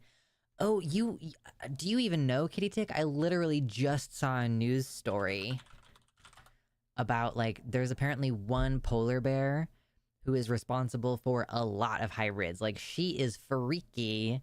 She likes having sex with grizzly bears. This is, yeah, here it is. Listen. This is so fun. Okay, here. Growler bear hybrids in NWT. I don't know what that stands for. All traced back to the same, quote, strange female polar bear. They are kink-shaming this bear. New genetic sequencing tool shows family of Western Arctic hybrids are, quote, quite rare. So this is a hybrid bear. This picture right here is a hybrid grizzly polar bear during a monitoring flight in the Western Arctic in 2012. Excuse me. Oh my god. Okay, so apparently this particular bear is a female hybrid who mated with grizzlies and went on to have 4 known second generation hybrid offspring. However, since the bear in the photo wasn't captured and sampled, they don't have the DNA evidence to be totally sure. A family of polar and grizzly bear hybrids, or growlers, in Canada's Western Arctic, which all started with a, quote, pretty strange female polar bear, is quite rare, according to a new study. Research paper recently published used a new tool to look at samples from 371 polar bears and 440 grizzly bears across Canada, Alaska, and Greenland. Samples were collected between 1975 and 2015. Ruth Rivkin, a postdoctoral research fellow at the University of Manitoba and one of the study's authors, expected to find more hidden hybrid bears in the data, creatures that may have looked like grizzly bears but did in fact have polar bear in their lineage. But the new tool, a genetic sequencing chip, showed only 8 hybrid bears in the Northwest Territories that scientists had already found to be part of the same family. So, yeah, apparently hybridization is like not very common, but this one bear was just like getting it on with some grizzlies, and now it's like, yeah, this one family, yeah, getting the riz from the grizz. Like, I guess some of them have passed away. Hybrid bear family tree. A graphic showing the lineage of a family of hybrid polar bears found in the Western Arctic. A female polar bear mated with 2 grizzly bears, resulting in a series of first and second generation hybrid bears. This graphic, adapted from a 2017 study, also shows a 9th second generation hybrid bear that wasn't known about until it was harvested in 2020. Because one of the offspring would go on to breed with 2 grizzly bears just like her mom did. It seemed like the family of, quote, tightly closed bears had a, quote, preference for something a little different. Oh no.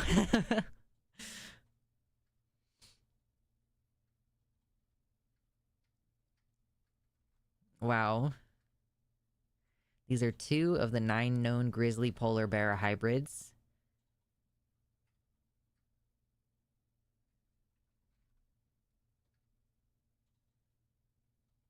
We spotted this funny-looking bear running across the sea ice. It was being chased by a large grizzly bear. This bear ran up into the rocks, which kind of put us in a precarious place to actually capture it, so we didn't capture either of those 2 bears. They're trying to capture him. Anyway, I just thought that was really funny, having just seen that story. Oh, is the water table too high in the south for them? That's why you have to bury people above ground in mausoleums, because floods will cause bodies to pop out of the ground. Oh, that makes sense. Why you can't do basements in the south. Oh, okay.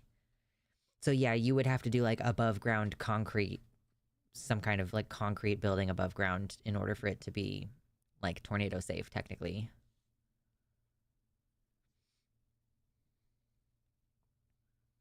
Polar bears are the Neanderthals of bears. This is how they survive in the grizzlies. Oh, that's sad. No.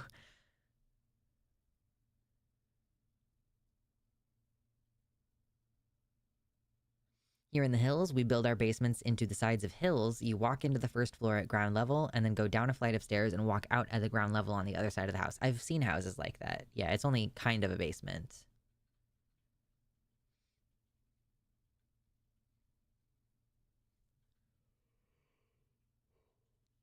I know in the Pacific Northwest that basements aren't necessarily as common because the soil is so rocky. It's like hard to excavate because there's just a bunch of rock up there. Roller bears, new gay unlocked. True.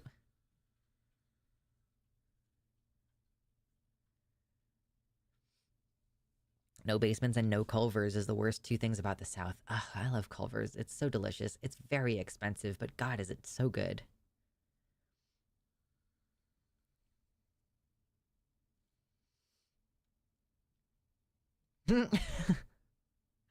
Thorn Thumb Warrior says, as a very mixed race white person, yay America, I see this bear shares my line's disdain for banging cousins.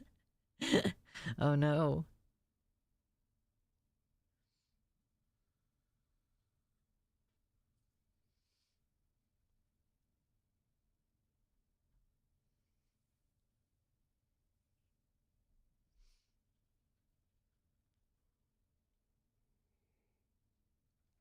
Gwen contends that there is Culver's in the South. Okay. I had Whataburger for the first time recently, and I think it made me poop weird, but it was like, it was a pretty standard fast food burger. It was okay. People shit talk Whataburger, and I was like, it's fine.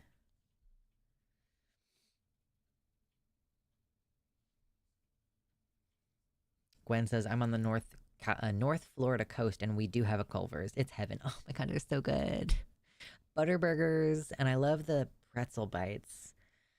Maybe I should just learn how to make pretzels because they're too delicious to only have occasionally during the summer when you go to a place that happens to have pretzels. You know what I mean? Like the big pretzels. They're kind of labor intensive to make though, because you make them. Culver's better be good for a 3,000 calorie meal. No kidding. Yeah, because like you make the dough and then you get it into the pretzel shape and then you have to boil it and then you bake it. Whataburger is the everything else is closed burger for me. Yeah, fair.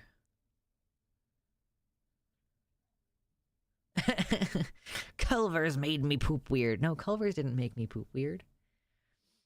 It was Whataburger. You've unlocked a memory of a 20-year-old LiveJournal comic I saw from the guy who made Nyan Cat where he called it What a Shitter. True! Pro tip, rip open a pretzel bite, shove a cheese curd in it, and then dip it in the cheese. I don't like the cheese curds that much. I mean, they're fine, but they're not like my favorite. I would actually rather have the cheese bite things, cheddar bites from Sonic.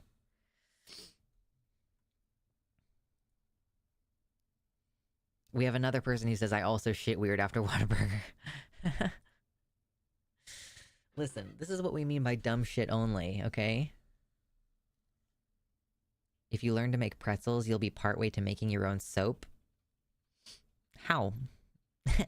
How?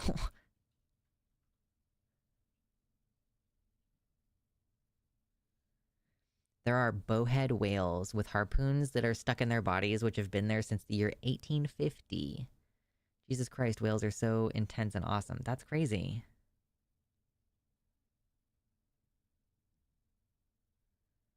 What do pretzels have to do with soap? Hello, Angelica. Welcome to the YouTube chat. We're doing a dumb stream only, a talk about nonsense only day.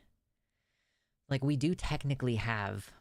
Yeah, there was, I realized that I haven't talked about this on stream yet because, but there was like a story where like apparently there have been a slew of teen suicides, directly related to restricting access to puberty blockers on the NHS in the UK, which I do not want to talk about today, but that is like pretty high up on the list for when we discuss that stuff on Wednesday this week. Like ever since the Bell decision, which was the 1st September 2020, there's been a huge increase in the deaths of young trans people on the NHS waiting list, and the NHS management has actually sought to suppress that evidence. So that's like the one serious story that I could talk about today, but I'm not going to.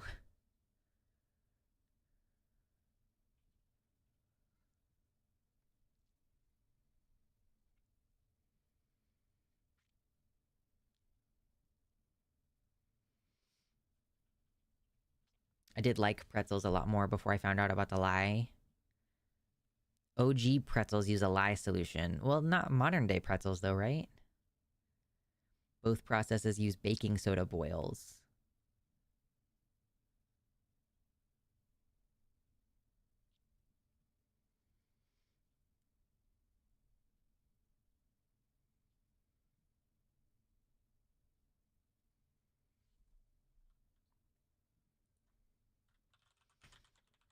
Yeah.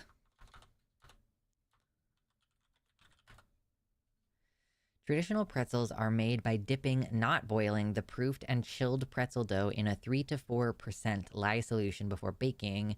Lye is a corrosive alkali that amplifies the Maillard reaction on the outside of pretzel dough when briefly dipped in a lye bath. Is it safe to eat pretzels dipped in lye?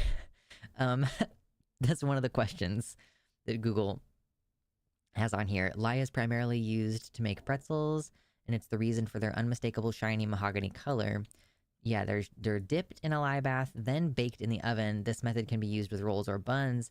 Once lye-dipped pretzels are baked, they are totally safe to eat, according to King Arthur Baking.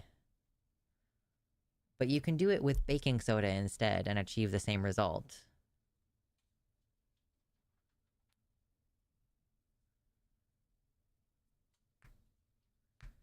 Will you become a tub streamer? Do you have any idea how logistically difficult it is?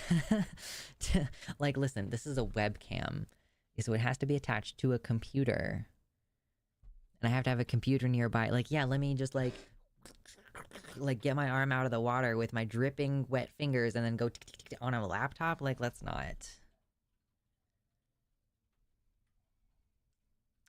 Yeah, and I've heard of lye being used to make soap. Like, it's like, is lye in ashes? Is that...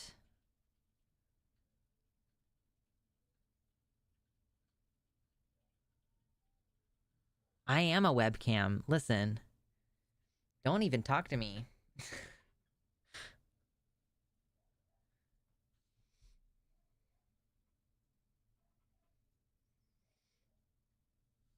Lye pretzels are darker. Okay.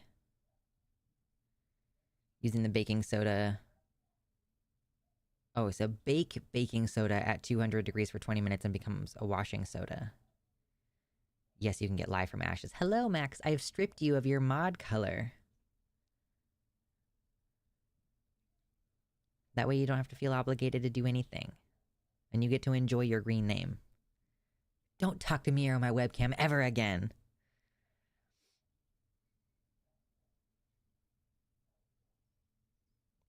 Heat treating the baking soda makes it turn into quicklime, basically. Gets you the good pretzels. Ooh.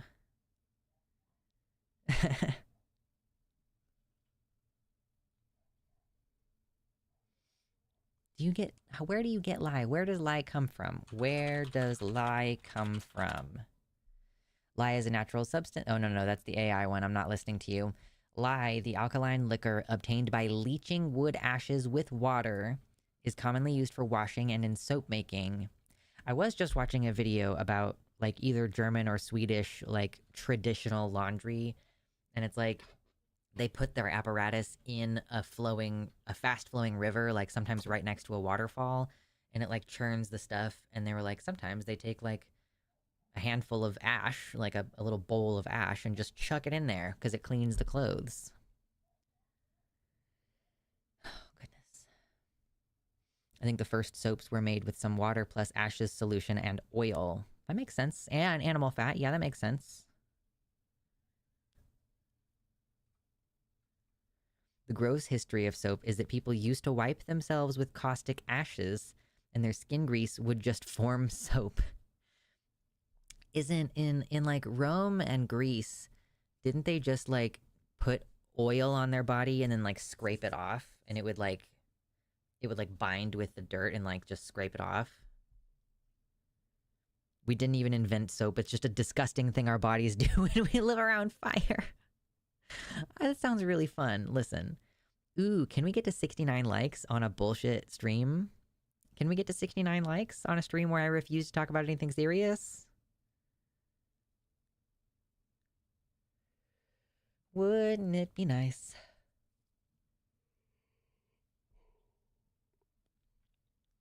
Chemically speaking, soap is just molecules with one hydrophilic, which is water binding or water liking, and a hydrophobic, greasy and oil liking end. Lye is made from hardwood ashes mixed with fat at the correct proportion. It does make soap.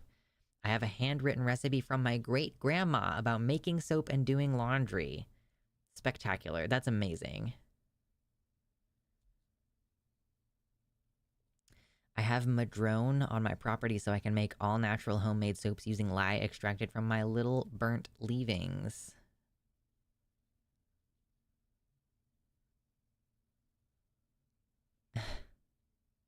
Reed, thank you so much for hitting the like button on the stream. So close to 69. I fantasize about 69.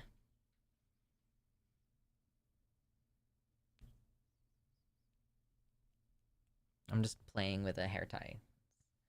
How I keep myself entertained. This is like how I fidget during the show. I'm either holding one of these or I'm playing with a crochet hook. Like, oh, what if I did this? Oh, this is not a big enough crochet hook to do this without. Well, I don't know. Yeah, I guess it kind of works. This also means the first soaps smelled like wood ash, and not gonna lie, it could be worse. We've gone full circle.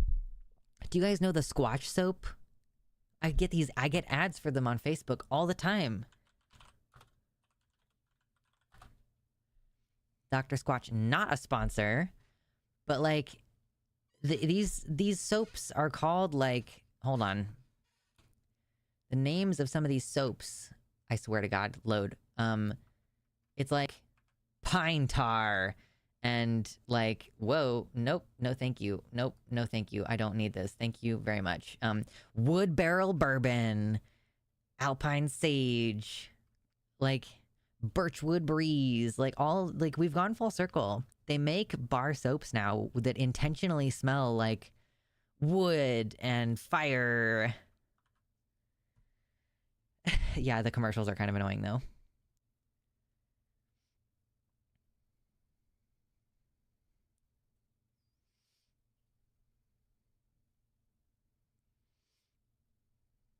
My cat loves hair ties. Thank goodness my cat currently does not steal hair ties.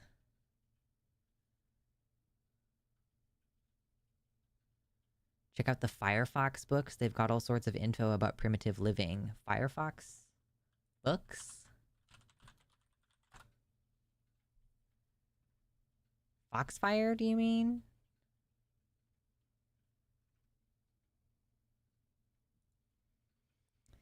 A collection of books. For 40 years, high school students in Foxfire programs have helped to gather and publish information about their Southern Appalachian heritage. A collection of books that explain long-lost or forgotten skills with information on how to perform them now. Is that what you mean? Do you mean... Yes, we're having a soap discussion. Which started out as a pretzel discussion, because apparently you can make pretzels with like a lye bath. I don't know. That's how we got here.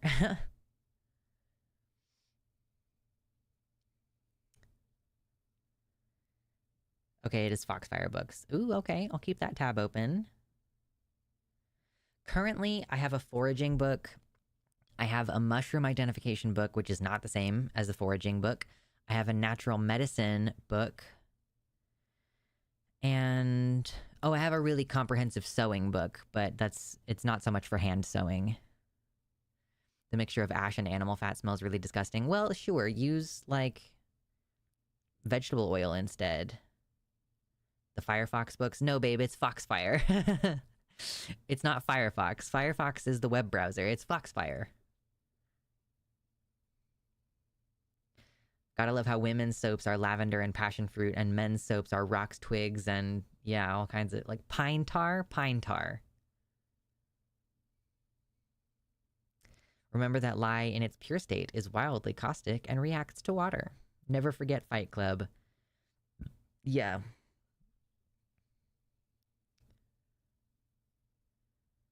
And actually, didn't he say in Fight Club, like, do you want to pour water on it, or would you rather do vinegar, which is going to neutralize the burn? But in fact, since water is the thing that lye binds with, it would be better to rinse it with water. No worries, nobody. No worries, my dear. I think most of us have been there. Y'all, like, ooh, first of all, we're very close to 69 likes. I'm looking at 68 right now on my little back end. I was just gonna say, it's really dumb how I've watched the first episode of Season 2 of House of the Dragon 4 times. I watched it once with my friend, and then I've watched it 3 more times. I actually decided to get a Max subscription. I was like, listen, there's only going to be 8 episodes, which means I only technically need to have the subscription for 2 months. And I can watch it as many times as I want. So, yeah, I've also watched, like, a bunch of episode breakdowns and a bunch of cast interviews, and, oh boy, whatever is in that Irish Spring is iconic non-binary soap scent. I'm I'm a weirdo. I use Eucerin soap because I care about my skin a lot. And the Eucerin, it just smells like fish because it's got a lot of omega-3s in it. So I just wash myself with something that smells like fish. My friend whose max sub I was leeching canceled there, so I haven't caught it yet. I can probably make a profile and give it to you if you would like. Because, like, yeah, I'm spending the $20 anyway. Although, to be fair, I did not get the premium version. I got the, like, one that still has ads. But it showed me ads the first time I watched it at the beginning of the episode before the episode started. And then the subsequent 2 times that I watched the same episode. And also, during the episode, it did not have any ad breaks. So, like, if you're cool with it being, like, you have to sit through 3 minutes of ads before the beginning of the thing, like, you can have one of my slots. I don't care. I'll make sure the password is something that I don't care about sharing. Because, yeah, the more people I have to talk to about it, the happier I'm going to be. Firefox is also probably somebody's persona for sure. Okay, let me write this down, actually, so I don't forget. Gayfish, HBO. Okay, cool. I wrote it down, so I'll remember it later.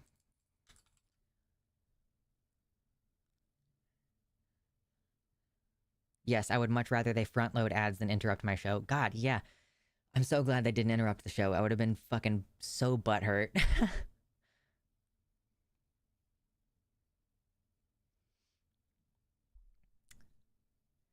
We almost made a gin distillery until we realized we didn't want to get fired for processing juniper to gin. It was, in fact, a Boy Scout camp and all. With a full set of Foxfire books, you can do everything from making tools to building houses. Yeah, one of the first Google results here is like a collection of 14... it says a complete Foxfire series 14-book collection set. It's also like $200 though. I want it, but it's $223. But imagine how useful that would be if you had no internet.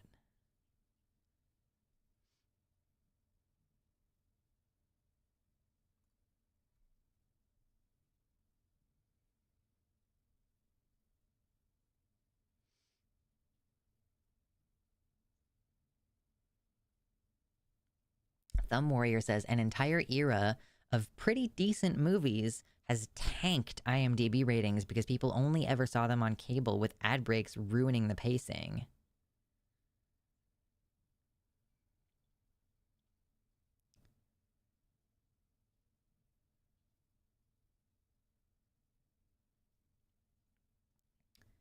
The reason for vinegar on the lye is that lye is basic and vinegar is acidic, and you want to neutralize the basic that is stuck up in there. That makes that makes sense. Fesh says, if streaming sites are going to be forcing ad breaks, then the TV shows need to go back to the old model where they structure the show around those breaks. If the show is designed to be watched uninterrupted, it should be watched uninterrupted. Yeah. I mean, I could even pick if I was like, okay, I see that this is a good scene break. If I could just, if it's like you have to turn ads on at least 3 times during the thing or whatever, like, that would be ideal. Although they don't want you to be able to control when the ads go. I'm just saying, if it's like, ooh, scene break, scene goes dark. All right, cool. That's an obvious scene change. Let's plug the ads now.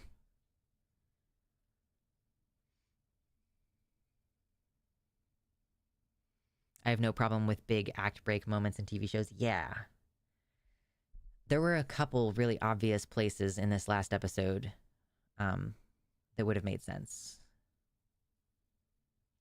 I'm so excited for you to watch it. And then the new episode comes out tomorrow, but I'm probably not going to watch it until Monday because Silent doesn't get home until pretty late, and I am watching it with her.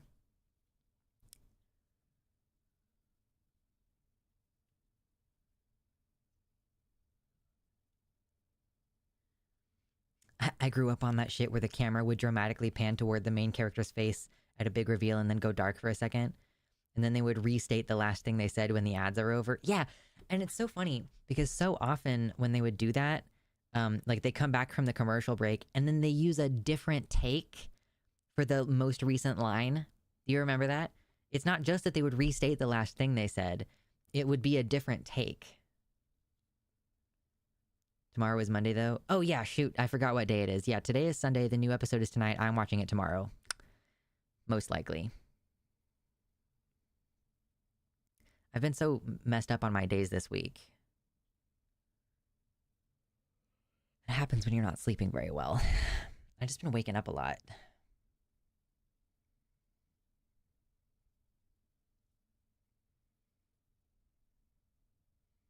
Yeah, and sometimes it would be slightly reworded.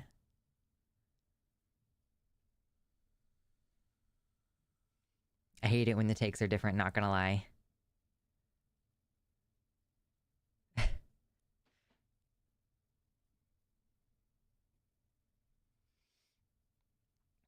it's a fun, like the evolution of TV. Because yeah, you're right, these TV shows are not designed to be interrupted. When they're streaming, it's very clear. They're designed in such a way that, like, there's no clear, okay, for sure there's gonna be an ad break here. Byron's like, I hate it when the takes are different. It's like, did we change timelines? Which one actually happened? What the hell is happening? Fair enough. Like, which version of events is true?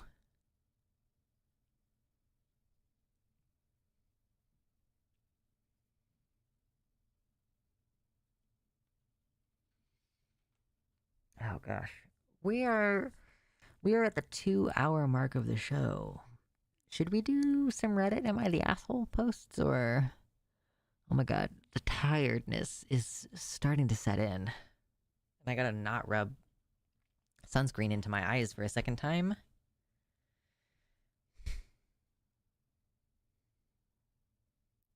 There's so many C-stands and crew shadows in widescreen Star Trek.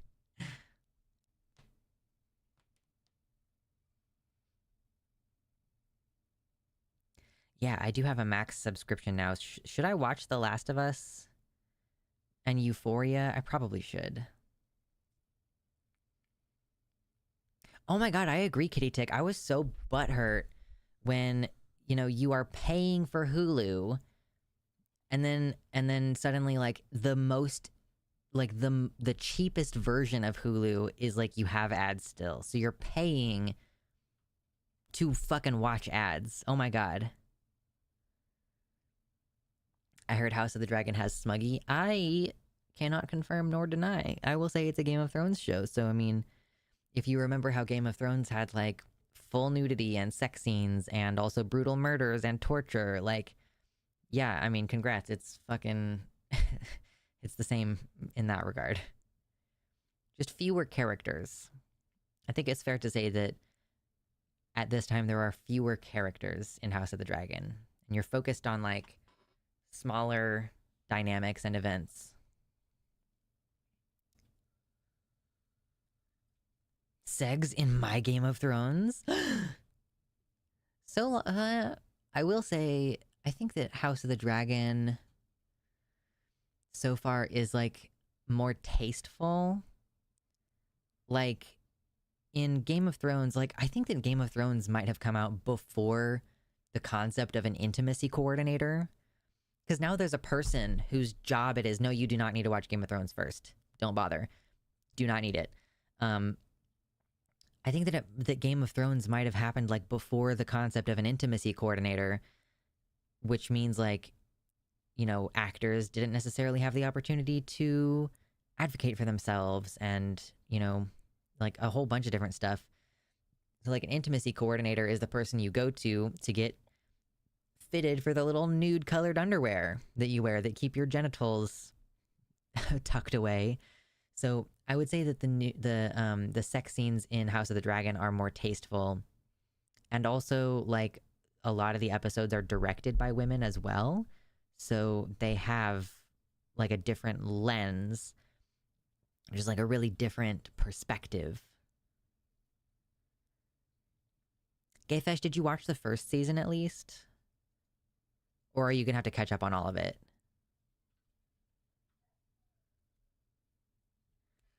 Yeah, streaming services are devolving back into cable subscriptions. It's a shame we saw this coming for, like, a decade, right? I don't even get to pay for one single cable package. I have to pay for all these individual websites.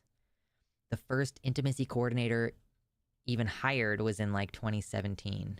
Okay, seen the first season. Cool.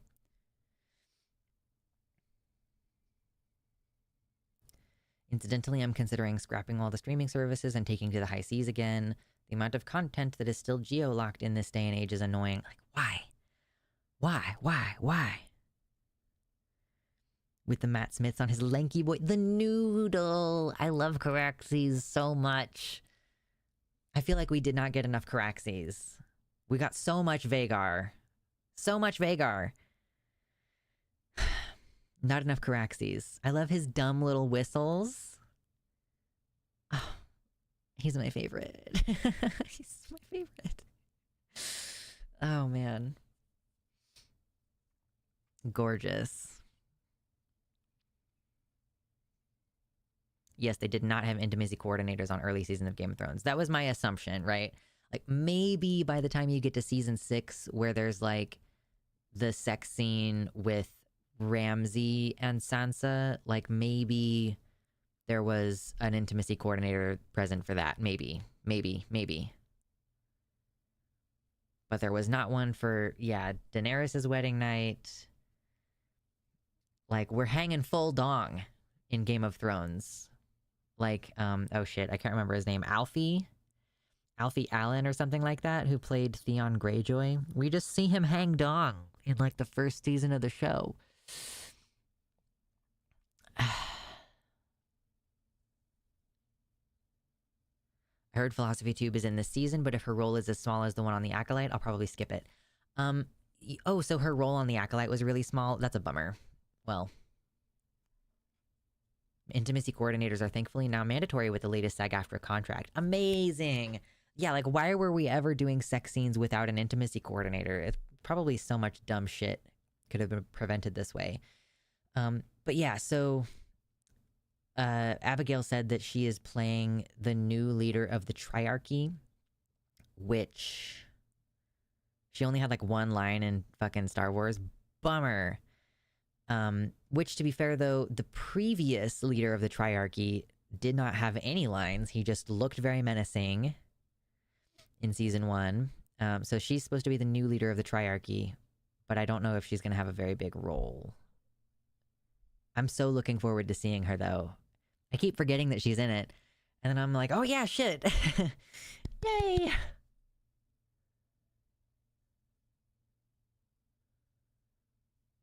Abby's role on Hot D is larger from what I've heard. Cool, yes.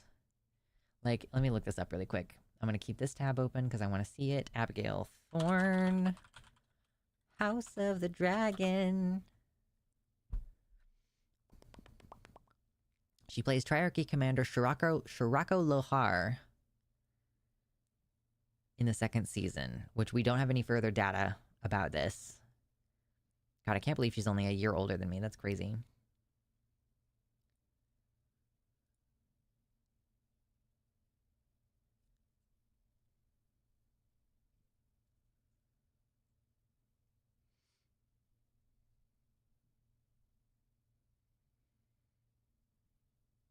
People talk shit on my line of work and then go watch Game of Thrones. I know. I guess, like, yeah, but people also talk shit on indie movies and then they go watch Marvel movies. I think it's about, like, things having an air of legitimacy.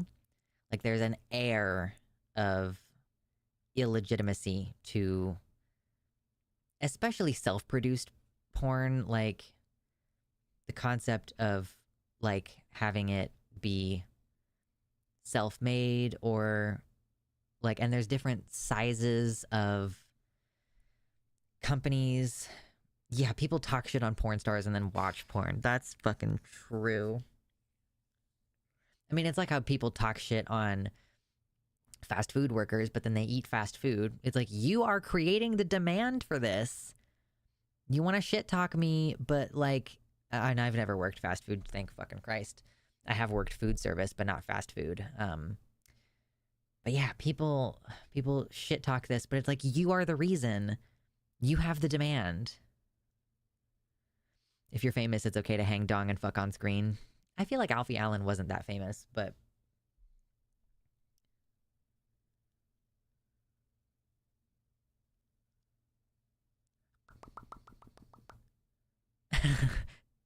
Gwen says, I recently found who made the latex videos, who made the latex she's used in some of her videos. Oh, Abigail. And Jesus Christ, it's expensive. I'm gonna need 3 different glucose guardians if I want to get into latex. Glucose guardians. Oh, also true, people talk shit about trans people and then slide in my DMs immediately afterward. I've never had that before. Where people shit talk trans people and then immediately slide into my DMs, but I think I also make it pretty clear that I am not available. Like, people try to flirt with me and I'm like, lol, I'm monogamously married, you know? I'm in favor of eventual Reddit AITA content. It's just like, what do I do? It's so hard to choose which am I the asshole to respond to.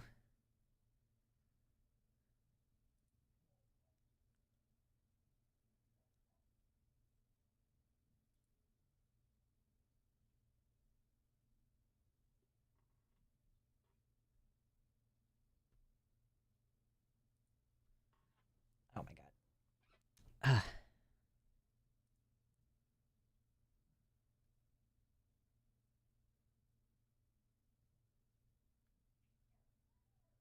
Alfie Allen was famous for getting roasted for being a lazy stoner by Lily Allen before GOT. True. That doesn't stop people. Yeah, I guess I don't get nearly as much like sexual harassment and stuff as other trans people, but I also don't get as much like harassment in general as other trans people. Folks love to ignore me, and I am okay with it.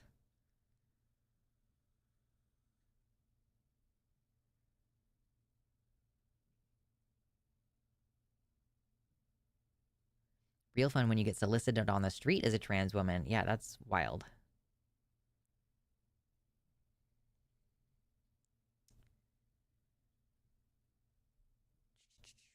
Reddit.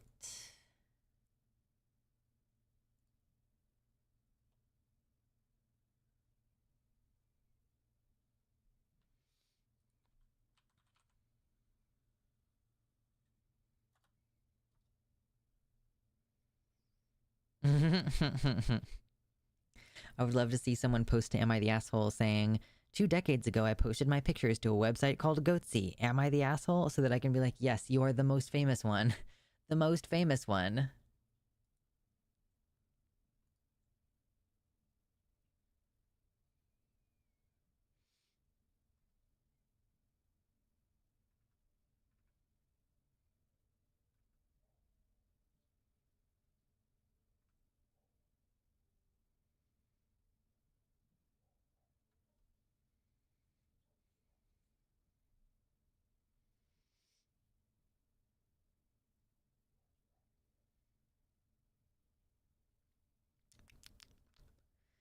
I might have to go take my little voice break halfway through the show here and come back, and then we can do some Reddit Am I the Asshole posts.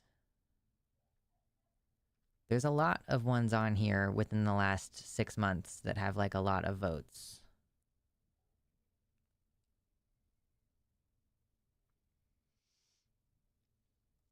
So yeah, might take my little break, leave you with the terrarium.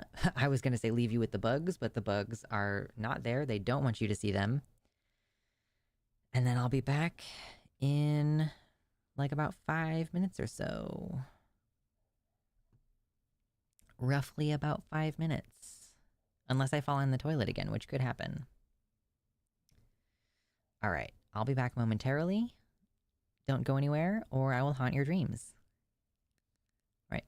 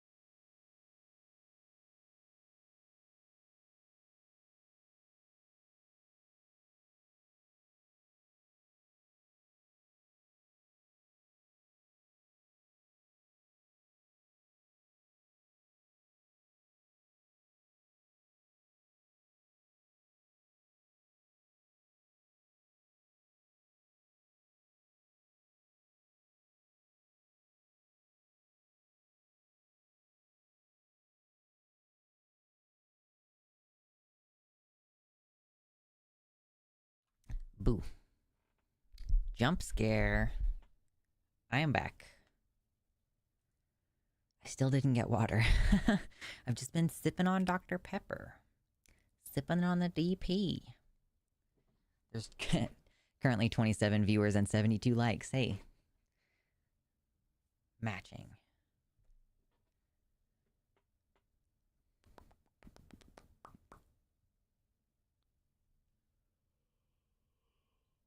Ooh.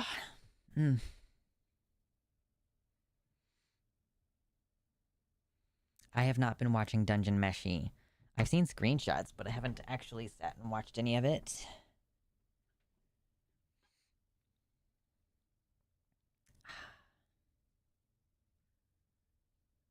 Ooh, look at that. There's now 33 people. Just... Do people, like, leave during a bathroom break and then come back 5 minutes later? Is that a thing that people actually do?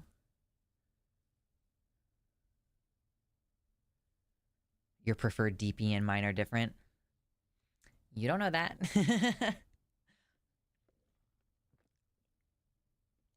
have a greater variety of whole options, so there is that.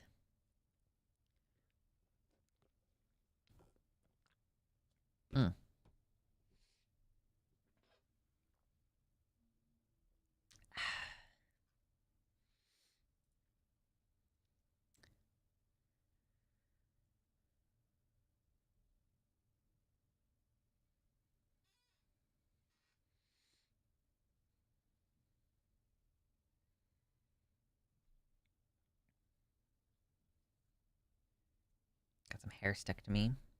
I have made hot chocolate. Ooh. It's... Yeah, I don't... It's too fucking hot for hot chocolate. I grew up drinking Dr. Pepper and sweet tea primarily instead of actual water. This is why I will die in my 60s, swear to God. Fair enough.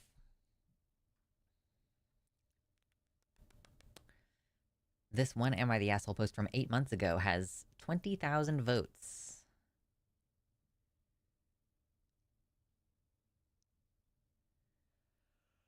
Am I the Asshole is just so much dumb drama. Ugh, so often it's just dumbass drama. Has anyone else tried hot Dr. Pepper? Not on purpose. I'm sure I've left a Dr. Pepper out in the summer. But not intentionally.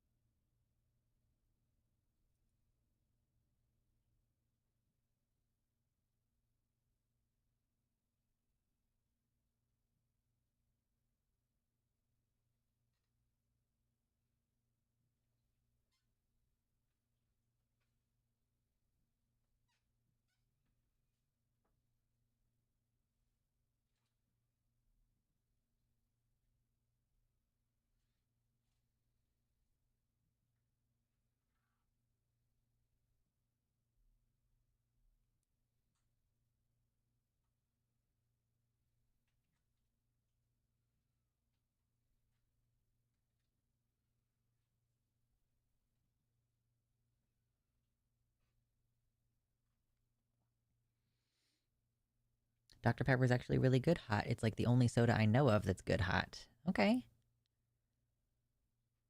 If you're just coming in and you haven't hit the like button, please hit the like button. Wouldn't that be lovely?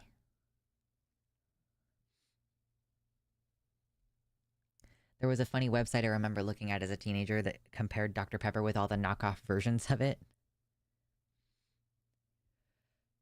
Yeah, I don't know. I guess the thing is, like, you would have to serve it intentionally hot, because otherwise it's hot and flat.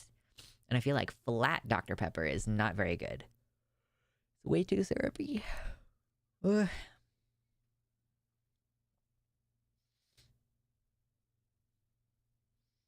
Nuvenol says, if there wasn't a lemon wedge, it was not hot Dr. Pepper. This is one thing I will gatekeep.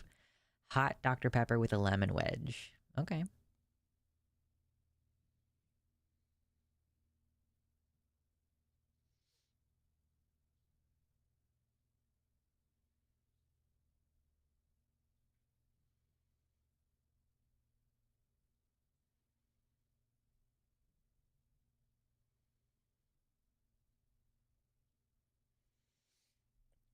I have found one Reddit Am I the Asshole post that I would be willing to discuss today. Dr. Pepper is the only non-binary soda. Only non-binary soda.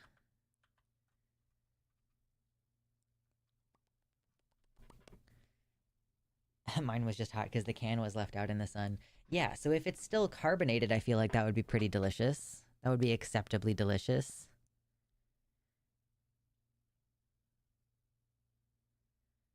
Yeah, two very different conversations. In YouTube chat, y'all are talking about fetish gear and latex and shit. And then over here in the YouTube chat, we're talking about Dr. Pepper. Or sorry, in the website chat, talking about Dr. Pepper. But that's partially because I'm drinking Dr. Pepper.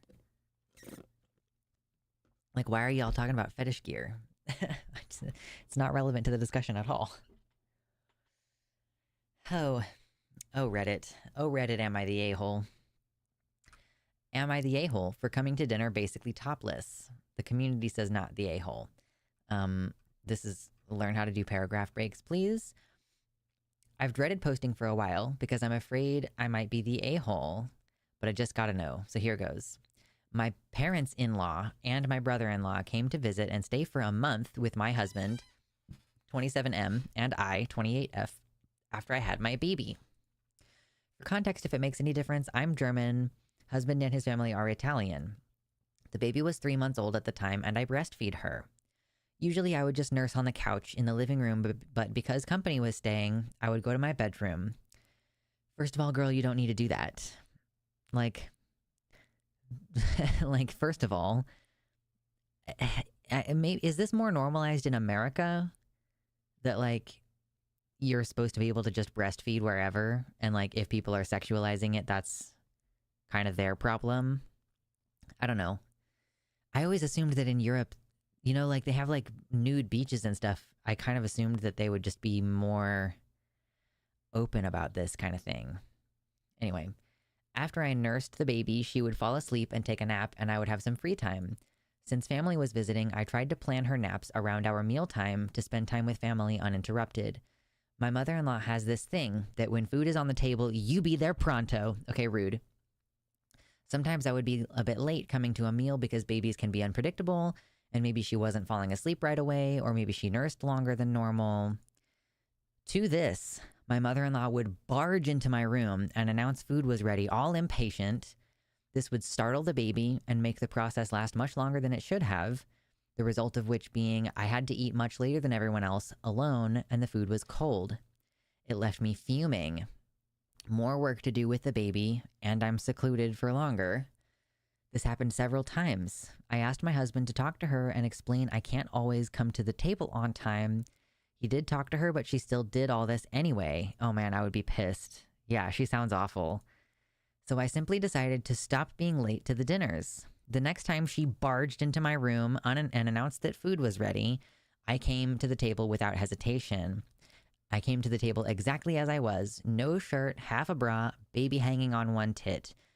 Nothing was seen since the baby's head covered up everything anyway, but still. Ensue uproar. It goes something like this. Mother-in-law exclaims, "What the hell I'm doing at the table like this? I'm indecent. There are men at the table. I should be ashamed." I yell back, "What the hell does she keep calling me to the table for if I'm not even ready? I have no reason to be in my room alone with my baby while everyone else is having a great time together." Brother and father-in-law are trying not to get in on the argument. Husband ushers me back to my room and scolds me, taking his mother's side. Oh my God, the whole man. Oh man. He said he gets I'm frustrated, but this action didn't help anything. However, after that, my mother-in-law didn't bother me again while I was busy with the baby. So what if I came to some meals a little after everyone had started eating? The roof did not cave in. Anyways, everyone lived happily ever after the end. Am I the a-hole? Oh man. No way. No way. Like, yeah, it got the message across, definitely. Like, okay, you're scaring my baby. Yeah, it sounds like it worked. Why is the husband scolding? Man, I don't get it. Like, it's so often on Reddit Am I the A-hole posts where these people are, it's like a mother-in-law doing something obviously egregious, and like the husband scolding the wife instead of taking her side.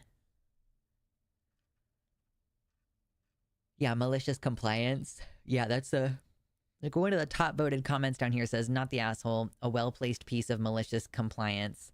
This person follows up, I would be pissed at husband though. You had your chance to talk to your mother. Either you weren't trying hard enough to be convincing or she did not care about what you were saying. If you're pissed, go talk to her. I just did what she asked. Yeah. And like, again, it just seems like, again, maybe this is just a thing about being from America, which again, I considered America to be more prudish than Europe, but I feel like it's always been normal for women in the family to like breastfeed, maybe not at the dinner table, but like in the living room at a family gathering, you know, like honestly, I think a lot of AITA posts are fiction. Oh, for sure. I mean, obviously, like some of them are clearly creative writing prompts. But you know, it's still fun to engage the hypothetical at the very minimum. The only way I could see the hub's side is like, hey, could you maybe have let me know that you were gonna do this? Yeah. Fair enough. I guess that's fair.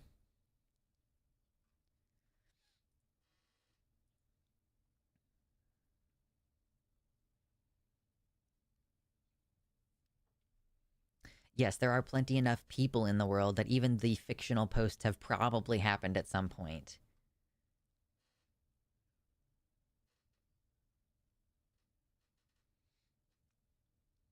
Yeah, even the everyone clapped stories. There's like that's like hardly anything to even add. Like it's such a clear cut. Yes, obviously you are not the a-hole.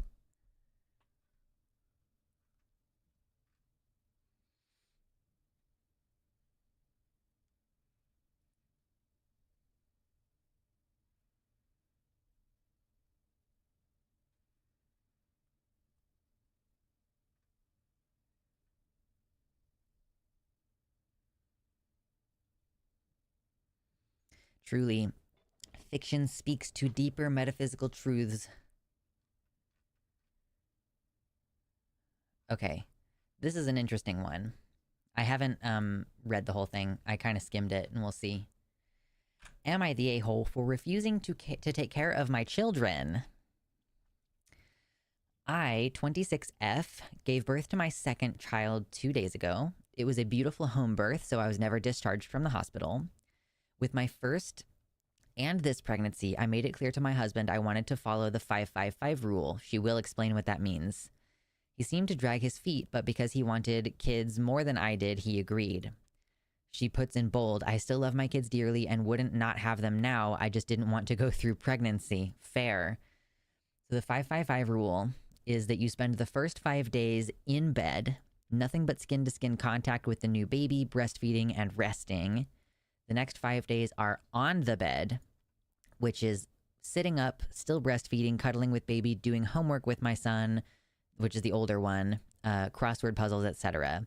And the next 5 days after that, around the bed, which is still majority resting, but maybe doing light chores like folding laundry, diaper changing, just not standing for more than 30 minutes, all while still cuddling with baby, breastfeeding, doing homework with my son, and coloring.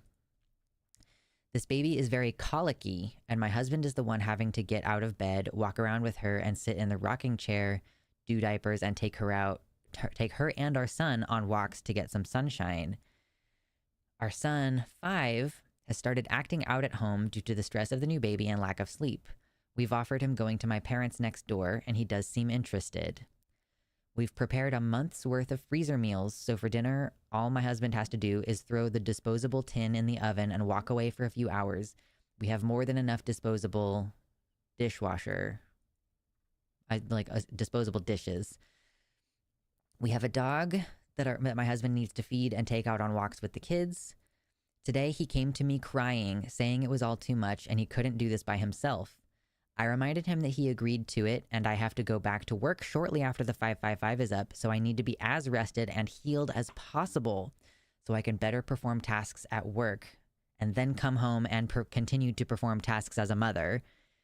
He begged me to help out with our son, who will not sit still and help with light cleaning, like wiping countertops, gathering clutter into a pile, etc. I again said no, I am entitled to rest and I will help around the house in 8 days. She adds, I am not looking for advice on the 555 method. That is not what this post is about.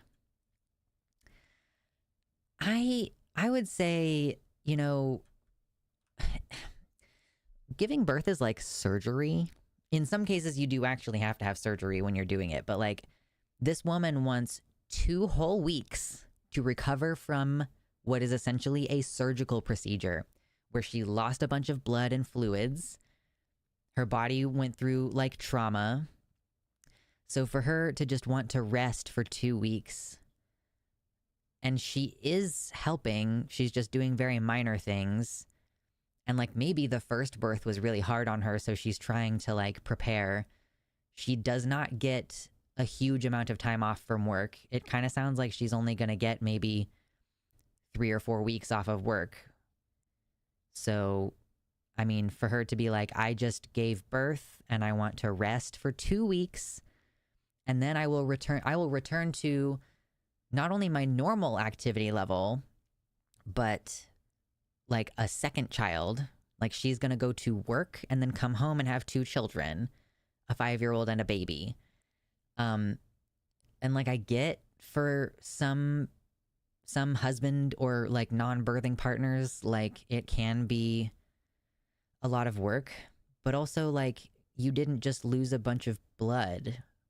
Like you didn't just go through for what many people like is a major physical trauma. So I don't think that it's entirely unreasonable. And like if the grandparents live next door, why don't the grandparents come over and help sometimes? If the 5-year-old is such a handful, and like the dad is not expected to take care of the baby. I mean, like he's I guess doing some of the like diaper changing and walking around. I don't know what colicky means. What is colicky? Is that like the baby has like okay, colic is frequent, prolonged, and intense crying or fussiness in a healthy infant. Okay. So because soothing the baby involves standing and walking around, the wife is not doing that.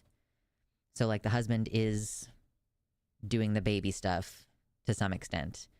But like mom basically volunteered to be like, I'm just going to focus on this baby for 2 weeks, and I'm also going to incorporate like I'm also going to incorporate doing homework and stuff with the son. But like dad's primary responsibility is to take care of the kid. And for like a 5-year-old is probably going to be in school. Like a 5-year-old is probably going to at least half days of kindergarten. Maybe dad doesn't have any time off work or something. But I just feel like colicky can mean like no sleep at all, even with splitting it between 2 parents. Yeah, sure. I can understand him being stressed, but I also understand him holding the boundaries. But it's like he doesn't have to cook. They have disposable dishes, so he doesn't have to do dishes. Like there's like a lot of those things that you consider like the labor of the home, he is not having to do because she took care of it beforehand.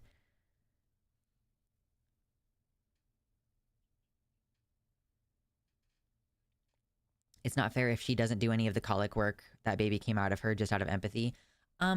She said he's doing... she said he's doing...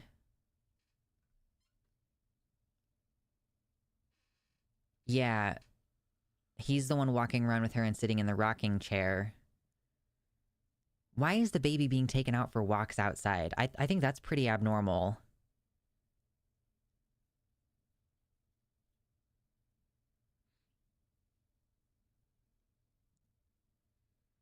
The first 2 weeks are mind-numbing no matter how you do it. Having more than just the baby, gas and bubbles cause the colickiness, so being upright and rocking helps the discomfort. Also, many babies have near immediate growth spurts, which are super uncomfortable. If that had been something my wife had wanted, I would have respected it, to be honest. Like, if your wife wanted to just be in bed for 2 weeks, yeah, like, I think for certain people, birth is much harder. And like, again, maybe her first pregnancy was like really, really difficult.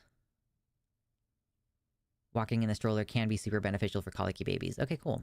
I just thought that it was like pretty abnormal to take a baby on walks like at like less than 2 weeks. Because we are talking about a baby who's like, I mean, at this point older, but at the time of this writing, most prams have like a sun shield thing. So I doubt that the newborn is like in the sun. But yeah, I can see why the husband might be stressed. And I also understand why the woman wants to like hold her boundaries and be like, I am going to rest because I am going to go back to work in like just barely more than that 2 weeks. Like for her to feel like she just went through labor and she did a pregnancy that she did not want to do. And we don't know how hard her pregnancy was either. She didn't say that it was like super difficult, but like if she's about to go back to work full time and have to come home and take care of 2 children afterwards, I kind of can't fault her for wanting to just like, can I just have 2 weeks where you fucking can take care of things? 2 weeks, 2 whole weeks of like, can you just fucking deal with the 5-year-old, please? I can completely understand that. But I've never given birth before. I imagine it would be a fucking nightmare for me, which is part of why I'm not like psyched about it.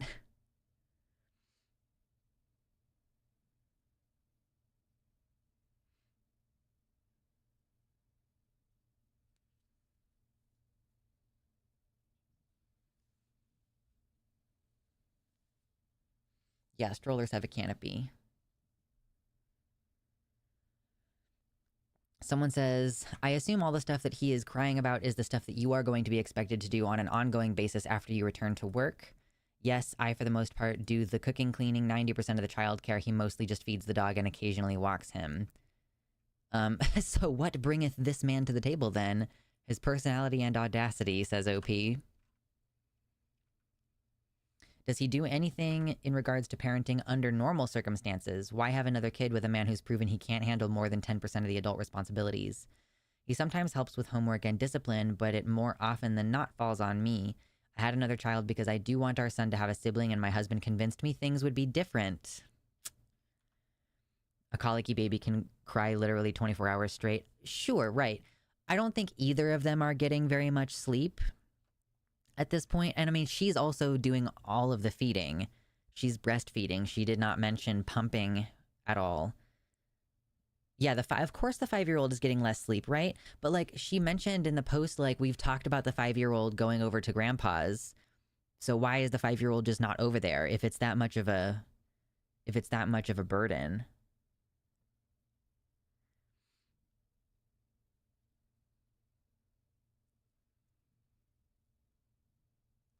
Like I'm sure they're both really short on sleep and it's probably tough for both of them.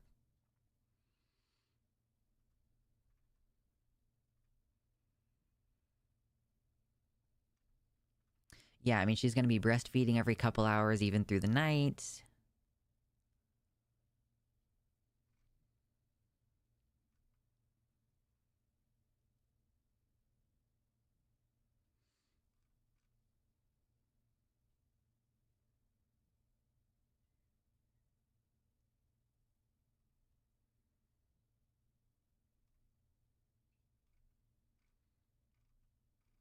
Yeah, I do think like the one concern I have about her staying in bed for 10 days is like there is a risk of deep vein thrombosis.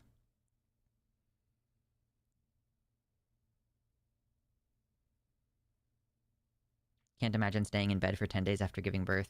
Well, she does say she will walk around and do stuff, but like maximum 30 minutes.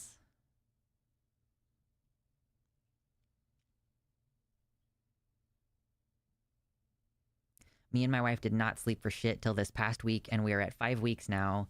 I still really didn't expect anything outside of our bedroom from her for 2 weeks. Yeah. Bed sores. True. Excuse me. Yeah, the risk of like a blood clot is pretty intense.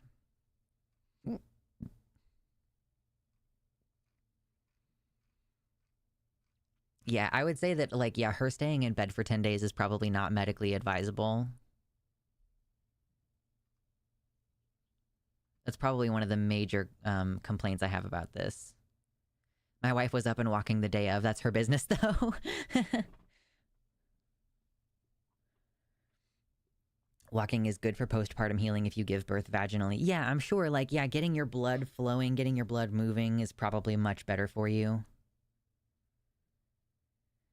So maybe, like, the extent to which she plans to stay in bed is not reasonable, but I can understand her wanting to have boundaries around, like, not being forced to cook, not being expected to be primary caregiver to the 5-year-old. Like, some of these boundaries make sense, but I also do think, probably for medical reasons, if nothing else, this is not a good plan. And of course, it's been months and months and months now since this post originally went up. It can suck walking around, and don't even mention going to the bathroom, but it is good for you. Yeah, I think that's probably my biggest sticking point with her plan, is that this is medically actually kind of a risk for her, and that she should be up and around more. You can still do skin to skin. You can still wear a swaddling, what is it called? One of these things where you, like, wrap it around you and you wear the baby. Like, you just wear the baby on your body.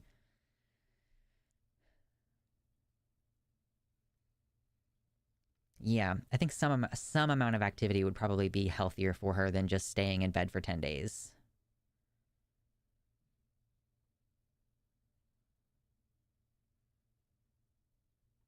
Hmm.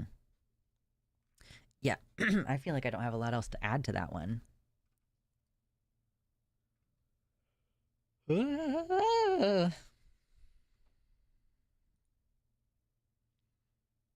one has a much smaller number of votes. Baby shawl. Baby Bjorn. Yeah, those things.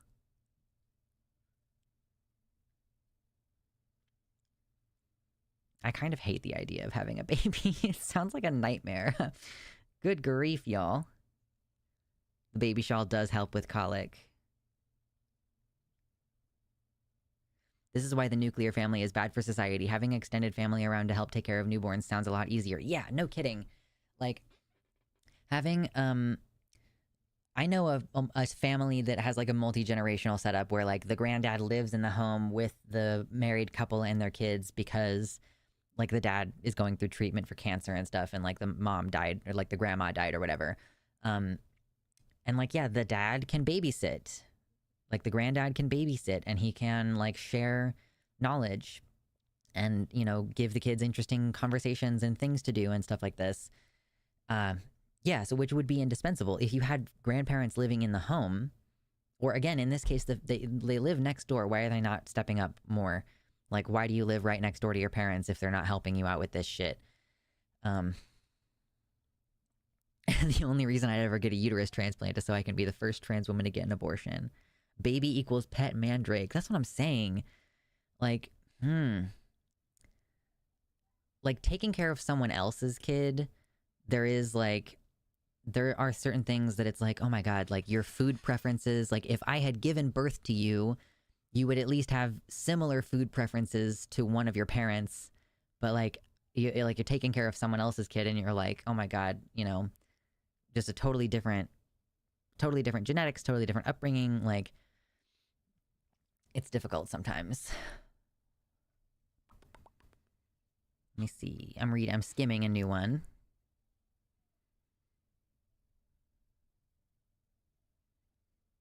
$77 likes. OMG.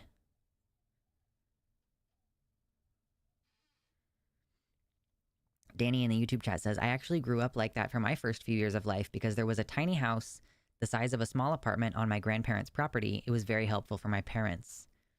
Absolutely. Actually, a fungus says, my grandparents helped raise me with my mom when I was young, and even after they moved when I was in the middle of 3rd grade, I still went to visit them every summer well into my teens. It is said that a person who has just given birth should do things according to their own coping and ability. They just shouldn't lift anything heavier than their newborn. Makes sense.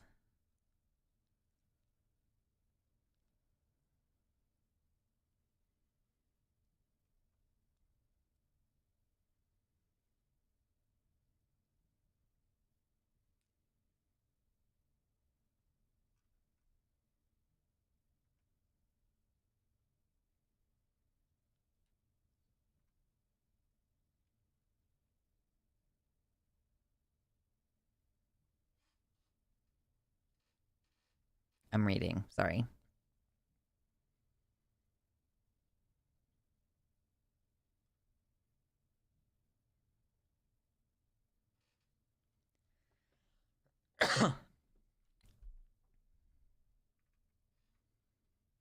Okay, this post is dumb. I'm not going to read that one.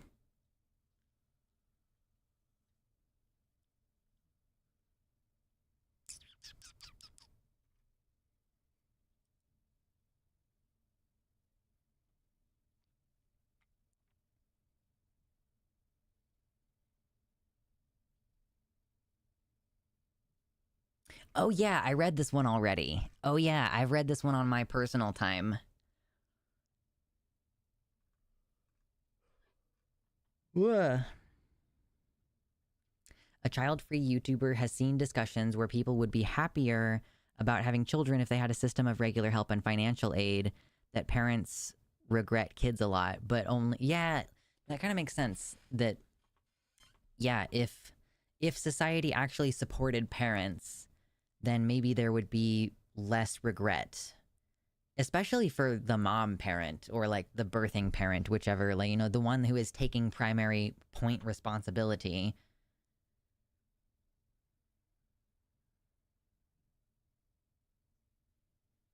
Yeah, like if we made sure that people had more than enough paid leave, where people are not being pressured, like even if you have a C-section, which is a literal surgery, you're still often expected to go back to work before the 6-week mark.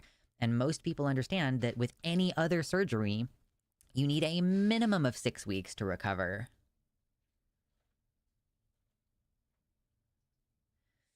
Okay, I don't think that we've read this one on the stream, but I've read this one on my own.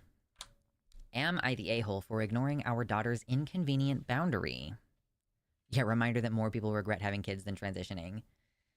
My wife, 39 female, and I, 36 female, have a daughter. Technically, she is my stepdaughter, but I've raised her since she was 5. She's presently 19. From a previous relationship of my wife's, the father is not in the picture. She's come back home from her first year at uni. She's picked up a new and problematic issue since she was last home for an extended period of time surrounding laundry. Basically, she's established a boundary where nobody is to touch her clothes. Her reasoning is that she's concerned something will go missing or get damaged. She thinks it's gross for us to go through her stuff, and she is an adult who deserves privacy. That's all fine. We have 3 young children in our home, 2 9-year-old females and a 2-year-old male, so plenty of washing to keep us entertained. No worries. The issue is that she has a habit of monopolizing washing facilities to the extent where we're effectively prevented from being able to get any other laundry done. For example, last weekend she put in wash before work, and she hung it out on the line at around 11 a.m. She then left for work from 10 p.m. or sorry, from noon to 10 p.m. Her wash was dry within an hour, and obviously she wasn't going to be back all day. We had several days worth of washing to get through, so my wife, her mom, took everything off the line and folded it. We did get through 5 other loads that day. A lot of laundry. She was not happy when she got home and said that she'd been very clear that we weren't to touch her things. When we explained the situation above, she said it was first come, first served, which is not something we've taught her, and that since the next day was due to be nice outside also, we should have just waited to get through it the next day, which really pissed us off. Okay, so yeah, you just want to like leave your clothes out there all day and go like, well, whatever, you can just do all your laundry tomorrow. That's not very considerate of what your parents' schedules are like and the fact that they have 3 other children to take care of. I think this person experienced people moving her clothes in college. Sure, but I mean, if you're, like, here's my opinion. If you're using a shared laundry facility, especially if there aren't very many of them, if you, like, you need to set a timer. which if you don't set a timer, you can just expect that people are going to move your shit. You know, like we're going to put your stuff, like I will, usually not with a washing machine, but I will take somebody's stuff out of the dryer and like put it on whatever shared counter area. Or if they leave their basket, I'll put their clothes in their basket because like I have shit to do. I'm sorry, like why are you leaving your shit in here and not setting a timer? Yeah, this is 100% a kid who had to learn how to live with other people. If you're hanging the laundry, everyone's already seen them. Yeah. So we have offered her a weekly laundry day where we will avoid using the machines so she can have freedom to do as she pleases the whole day, but she said that once a week won't cut it. Fair enough, but there are 5 other people in the house that need clean clothes, bedding, and towels. Other than that, all we can really suggest is that she keeps on top of her washing. If she's at home, we'll ask her to clear her clothes from the machine, dryer, or washing line as needed, but like any other 19-year-old, she has a social life and work commitments and is often busy. She's upset because she says we're not respecting her boundaries, whereas we've pointed out that while, quote, don't move my clothes is objectively reasonable, it's not fair for her to do so at the inconvenience of everyone else in our home. Essentially, the last conversation we had ended up with her in tears because we said as long as situations like Saturday keep occurring, we will continue to move her stuff. Just FYI, we do fold her clothes carefully and leave them in a basket in a communal living area so they're kept together in good condition, and we're not going in and out of her room. I mean, that seems reasonable. If, you know, they're nicely folding your stuff, they're not just dumping it in the basket.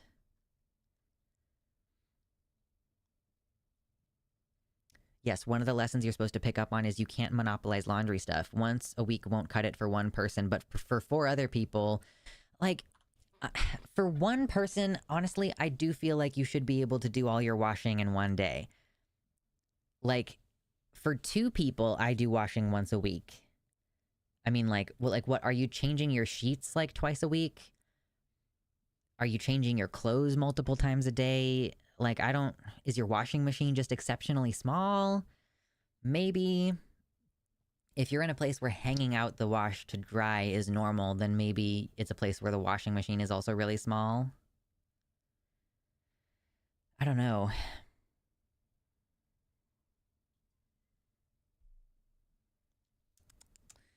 We normally have a good relationship with her, so this is all a bit unusual. We've asked her if everything else is okay, and she says yes, and seems otherwise normal in and of herself.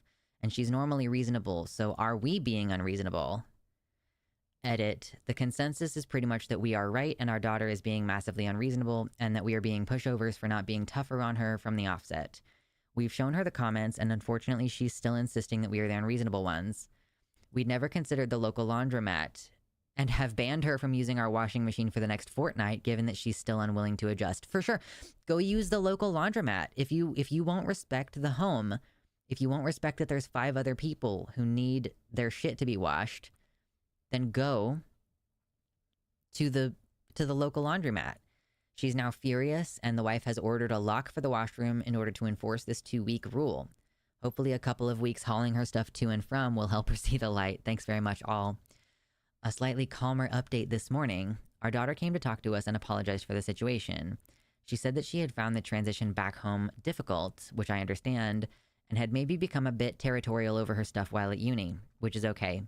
She then asked if she could please have a laundry day and be allowed to use the machine. Her place of work is closed on Mondays, so now that's her day, and we said that she can use the machine on other days, but if by 7 a.m. Tuesday there's anything in the way, or any issues on any other days, we will be moving her stuff.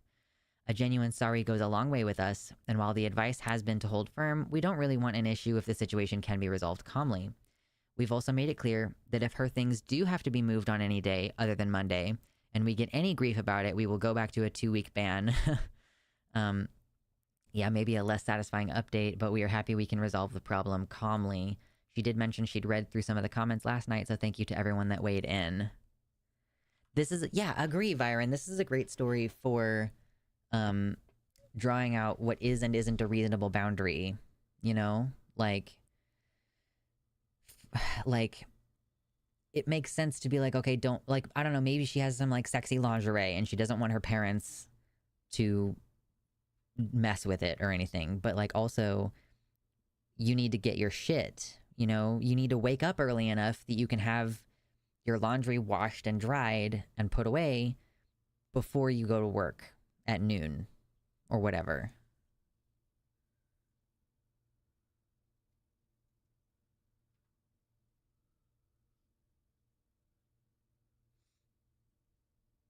The top is now fed. Nice.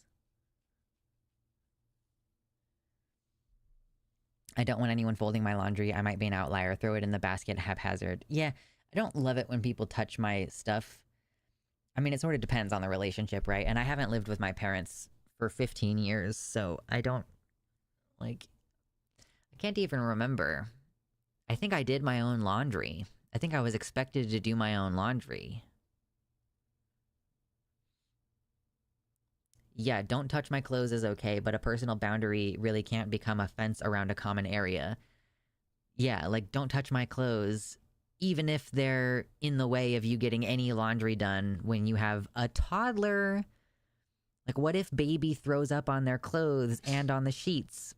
Like, okay, well, I now need to wash the sheets because there's baby vomit on them. Like a 2-year-old kid in this dynamic. So, but the votes basically said that the parents are not the a-hole in this case. Can't just dictate the schedule of other people's laundry. Okay.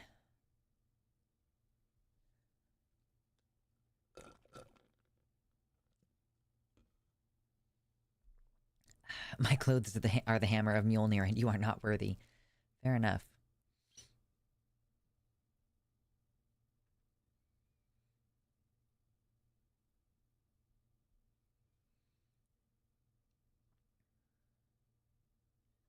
There isn't even an answer on this one.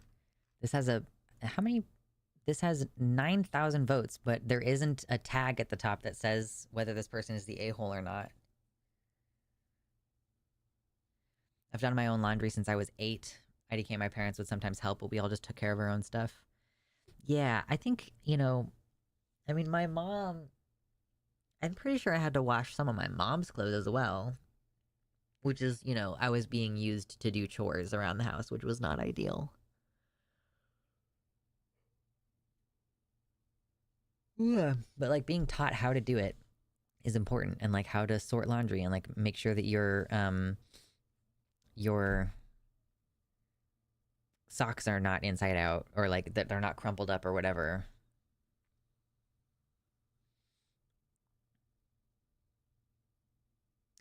You can't have a personal boundary, like, you can't use your own stuff because I have personal preferences, which include being late to wet laundry. Yeah. Get your shit together.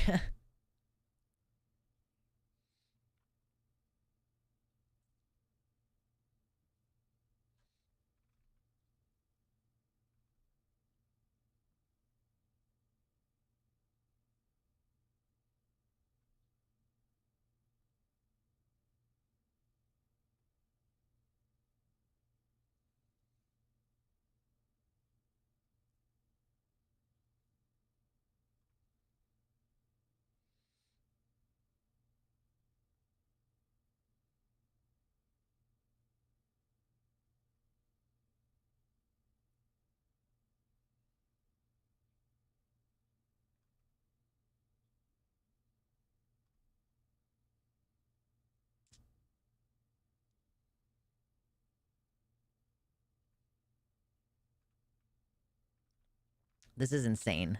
I'm gonna read this one, and it's insane.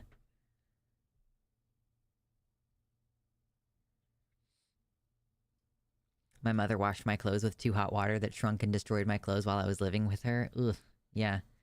I also hate getting the mildew smell out of my washing machine. So yeah, keep it moving, folks. Keep it moving. Don't let your stuff sit in there. Set an alarm so that you'll remember to go get it. Yeah, I would never leave. Like, I mean, maybe if something happened and I just totally forgot, but after years of sharing laundry machines, I can't imagine leaving wet laundry in the machine overnight. Like, I'm so used to setting alarms. Anyway,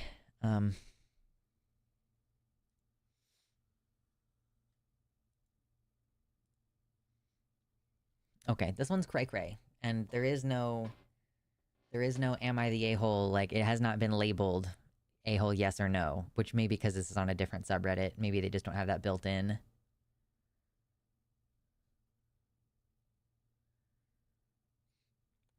Later, mama. Have fun, be safe. This one says, am I the a-hole for making my daughter leave because my husband is attracted to her? I, 55 female, have been married to my husband and my daughter's stepdad, 63 male, for 4 years.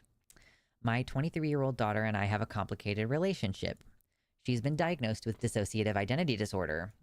She's got a lot of trauma from watching me and my husband's horrible marriage go down, and she was bullied in school. When she told me she was being bullied by peers, my view that all children are innocents really tied my hands because I told her that if I said anything to them, I would be an adult harassing a child. There are so many different solutions to that problem. You don't have to, like, go accost the children. You can contact their parents. You can contact the school administration. But, like, try to address the issue in some form or fashion instead of just being, like, shrug, like, whatever. Crazy. She has blamed me for that ever since. And she keeps referring to this one time where the kids at school called her trash due to the fact that she was not taking care of her hygiene due to depression. Part, but not all, of my response was to tell her to take a shower, and I bought her new clothes. Maybe, like, try to help your kid if she's depressed enough to not, like, wash herself. This mother is so uninvolved with her child. That's the thing. The bullying finally ended with an expulsion and a suspension for the ringleaders. She still throws the fact that a school clinic volunteer told her that if she was their kid, she'd have permission to punch back if administrators didn't do anything. So were you also dissuading your daughter from defending herself? I thought that having her live with me while she finishes school and gets a job would help heal some childhood wounds. If my second husband and I modeled a healthy relationship, presumably the girl is in college now. However, my daughter now doesn't get along with my husband. She is a very introverted, creative person who likes immersing herself in escapism. So she would get annoyed if she was sitting eating alone and my husband would sit across from her and eat, saying she ate later and could eat alone. I mean, yeah, I guess, like, you know, the kitchen is a shared space, but if you just don't like someone, then you're like, yeah, I can understand being like, I don't want you around while I'm trying to eat. However, my husband started acting distant from me and my daughter complained that his eyes lingered for too long. She got very angry and there was a lot of shouting and slamming of doors. Finally, my husband admitted he's attracted to her and it's hard to be around her all day. Okay, well, so if it's hard for him to be around her, why are you sitting with her at the table? Like, why are you fucking sitting around her while she's eating if you find it so fucking distracting? He said she was a walking temptation, and that's why he was avoiding having sex with me. So he's so interested in the daughter that he's just not even having sex with his wife. Yeah, this is crazy. I was so upset to hear this. I don't blame my daughter for this, but at the same time, the situation has become unbearable. Something would have to give, and I couldn't collect my thoughts with both of them still being in the house. So I gave my daughter money to stay at an extended stay hotel and asked her to utilize her college's emergency financial and housing resources they have for students in need. She responded by storming out and telling my ex, who is now circling social media using it to paint me as the villain of all villains. Your ex? Oh, and told her ex, who is now, like, talking on social media about how the mom is kicking out the daughter because her husband is attracted to him. Yeah, this is gross. I don't know if this is real or not. I'm not abandoning my daughter. She qualifies for those resources anyway since my ex is unemployed and we are in substantial debt. I just need time to process the situation and don't want to leave my house to stay with my daughter when I have a marriage to figure out whether or not to save. Am I the asshole? You go stay at a hotel, lady. You go stay somewhere else. Oh my god, this is so confusing. I don't know what to do. Why? Why do you think this is confusing? It's not confusing. Like, your husband is interested in a girl that he helped, like, through, like, she was 19 when you got married, which means you were probably dating before that. Easiest YTA of my life. Yeah. Why are you not just immediately siding with your daughter? Like, because she clearly has never sided with her daughter. Never. She has never sided with her kid. This person says, YTA, 1, I have a hard time believing that her DID just came from seeing you in your ex fight. DID stems from repeated trauma before the age of 9-ish. 2, you're punishing your daughter for your husband being inappropriate. Kick him out of the house while you figure things out. No shit, dude. Yeah, like, what was she going through? Like, I know that some people say that DID is not always traumagenic, but it is often, I think probably most often, traumagenic. So, like, what was this kid going through before the age of 9? Excuse me. Like, you go stay at a hotel, or tell the husband he needs to go stay at a hotel while you figure things out. Your kid, who is, like, clearly struggled with a lot of stuff, needs support in college. YTA, kick the husband out who can't keep his eyes and his penis to himself. True. Jesus.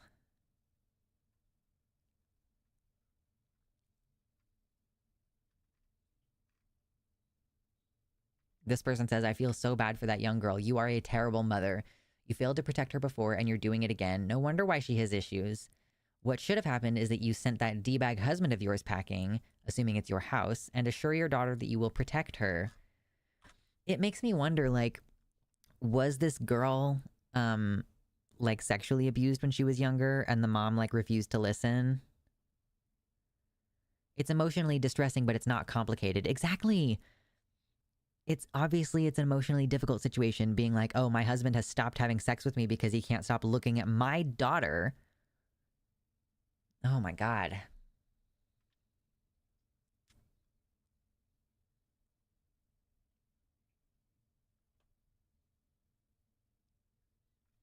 This person says, truly, she is something else. She says she wants to process whether or not to save her marriage. And I'm like, what marriage? Her husband admitted he's attracted to her own daughter, and that's why he's refusing sex from OP. There's nothing to process other than she let this man live with her for years, and he's been pining after her daughter for God knows how long. And the first thing she does is kick her daughter out, and then, oh yeah, let me figure out whether or not this is worth saving their marriage. I hope this post is fake because this is infuriating, and I can't comprehend how she's so delusional and spineless to this situation. I agree. Like, I don't see how this is, like... I don't see how this is even a question. And I do hope this is fake. I hope this is a fake post. I hope this is rage bait. We've taken it hook, line, and sinker if it is rage bait, but still. Jeez. YTA for destroying your daughter's life with your piss-poor parenting and self-involved behavior. True.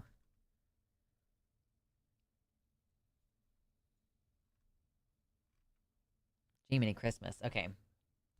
There's not... It's so clear-cut. There's not even anything else to add on that one.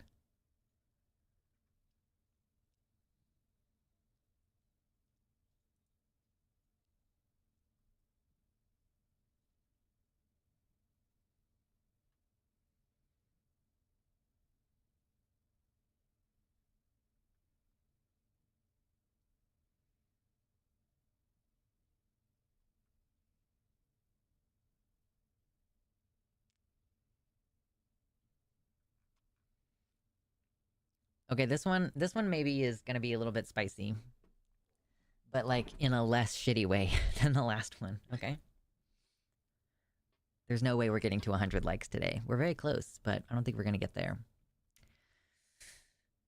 Am I the a-hole for telling my son that he is obviously gay? My son, 17 years old, has apparently been in the closet for the past 7 months. My son is fairly masculine and straight acting, if that makes sense. However, he's very obviously had a boyfriend who's 18 for the past 7 months. He sometimes baby talks to this boy, hugs him all the time, has called him handsome, they share clothes. They sit way too close to each other to the point where they're basically cuddling. He closes his bedroom door when with him, but not any other friends, sees him every day, buys him gifts, and for the past 7 months, he now always smells great, has his hair fixed really nice, and dresses nicer, among other things. I feel like that this part at the end is maybe like not as relevant. I kind of don't think they would have known to use AI to if it were real. That's fair. Today I asked my son if he was going to invite his boyfriend on our trip. He then got awkward and said, "That's not funny." I asked what he meant, and he said, "I'm straight, that's not funny." I laughed, and when I realized he was serious, I started laughing even harder. Okay, the laughing part, maybe not necessary. I told him he was very obviously in a relationship with a guy and did a terrible job at hiding it. He got emotional and started asking me not to tell his dad. My husband already knows. Like I said, it is pretty obvious. And then he got upset, saying I outed him when he wasn't ready. He hasn't said a word to me in a couple days. Am I the a-hole? I want to talk to you guys first before we get into the comments on this one, because the comments apparently think that this parent is the a-hole, and like I think that they did not handle this super well. But I don't know if they're entirely the a-hole. You know, like,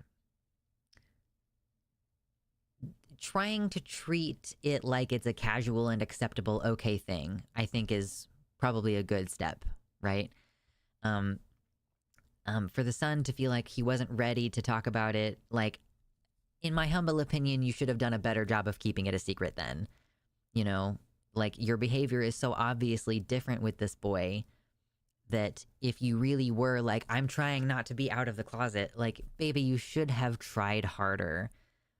You can't be seeing this boy every day and, like, getting super close and snuggly with him and closing your bedroom door when he's over and expect people to not notice.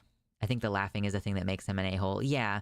I mean, at first, I think that they didn't, like, I think that maybe they thought that that the kid was joking. Like, I'm straight, that's not funny. And to be like, what? what are you saying? I can understand the reaction. Yeah, it's just not very sensitive. It's like not a very sensitive response. She didn't really out him, like, on the whole a-hole spectrum. It's not so crazy. Yeah, it's, and I will say, like, saying, "Oh, you've outed me." Like, I'm not, like, telling your dad, or I'm not telling anybody.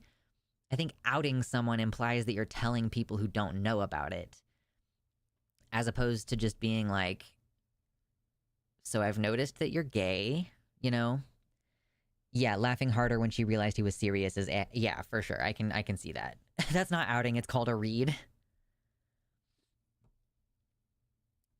You can't always stop laughter even if it is not a good idea. Sure. Sure.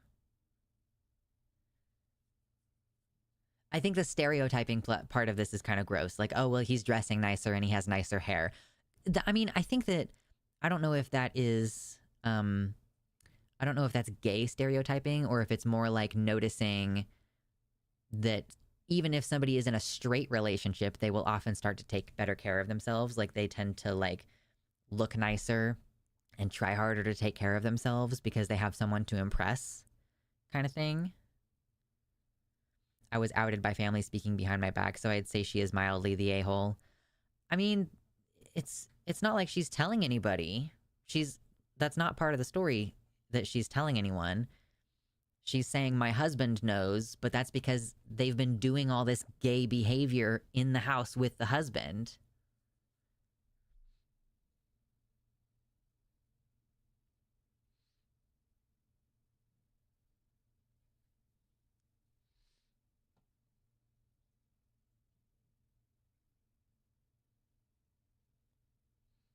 If the kid is really in a first coming out love story with another person, then I can totally see why he reacted that defensively. Yeah. Pushing people to talk about things they're not comfortable about is cruel. I mean, yeah. I guess, like, I wouldn't see this as being pushy. Just like, oh, are you gonna invite your boyfriend? Because it's like, if he were hanging out with a girl and doing all these things, even if the kid hadn't said, "This is my girlfriend," and the mom just said, "Oh, hey, are you gonna bring your girlfriend on our trip?" Like, do we feel like that would be difficult?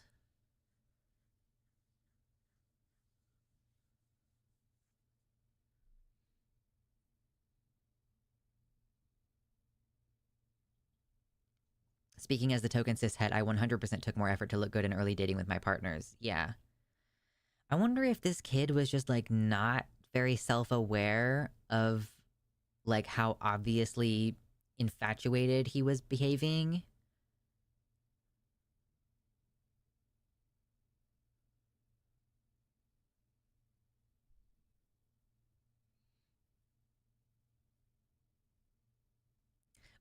But like I think men don't really get physically close to each other normally. So like yeah, his behavior with this guy friend is very different to his behavior with his other guy friends.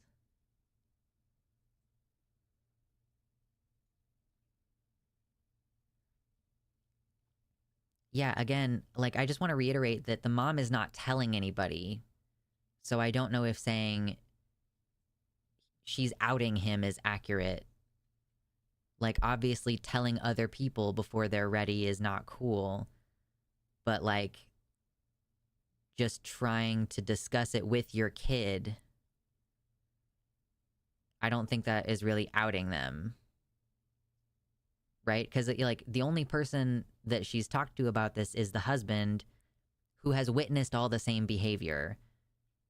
And the husband is a stepdad. Like the kid's dad lives separately, presumably. He did not know he appeared smitten. He must be new here.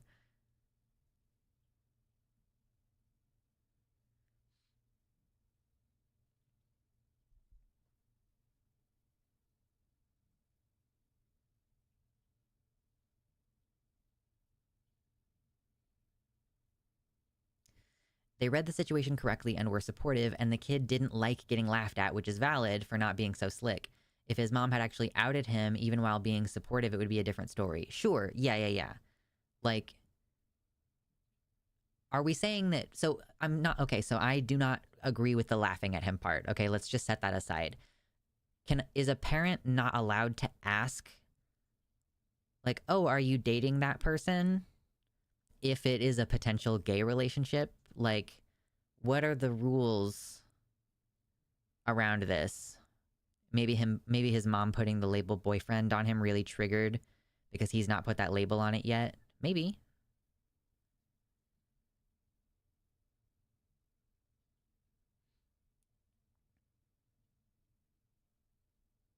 Like, I just feel like this is a situation where someone is treating the gayness like it's normal and okay.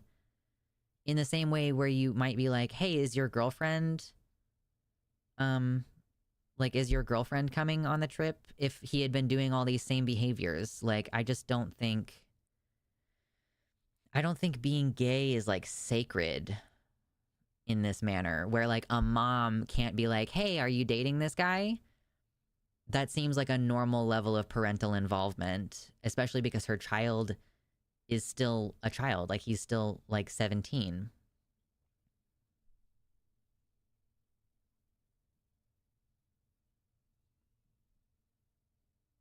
Straight people love calling two men that are only just a tad too close with another boyfriends all the time as an inside straight, quote, joke. True.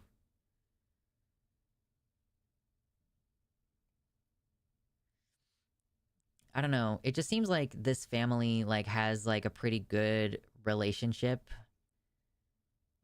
Like, it's not like a... It's not like a negative environment. I would still say he's the one who would have to come out first. You should never assume anything. Like they say, to assume makes an ass out of you. Well, like... Okay, so if she had said, is that your boyfriend? And is asking for clarification and checking on what her 17-year-old kid is doing, is that outside the realm of what is acceptable?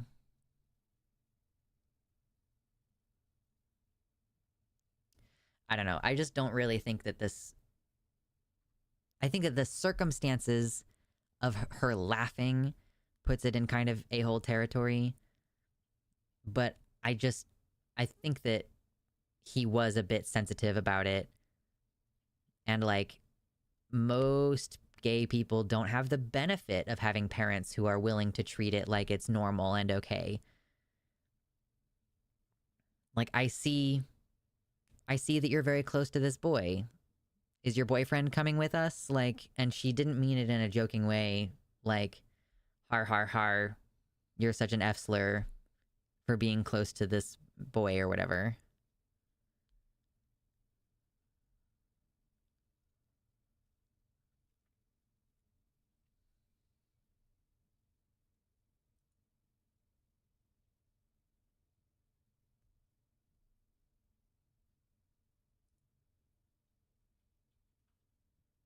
Let's look at some of the comments.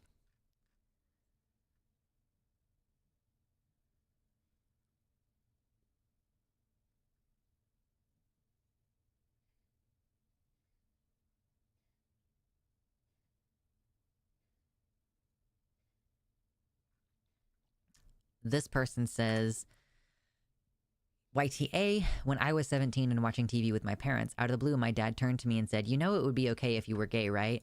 I laughed it off, said okay, and went about my day. Within 6 months, I was questioning. It took several more years before I was comfortable calling myself bi and coming out to friends and family. I think I must have given off vibes to my parents for dad to come straight out and say it like that. Excuse me, but at no point in time did he assume, make comments alluding to, nothing. I was given time and space to reach that conclusion on my own. You took that away from your son. Instead of saying something to the effect of, "If you are cool, if not cool, we love you regardless," you forced him to confront that identity before he was ready.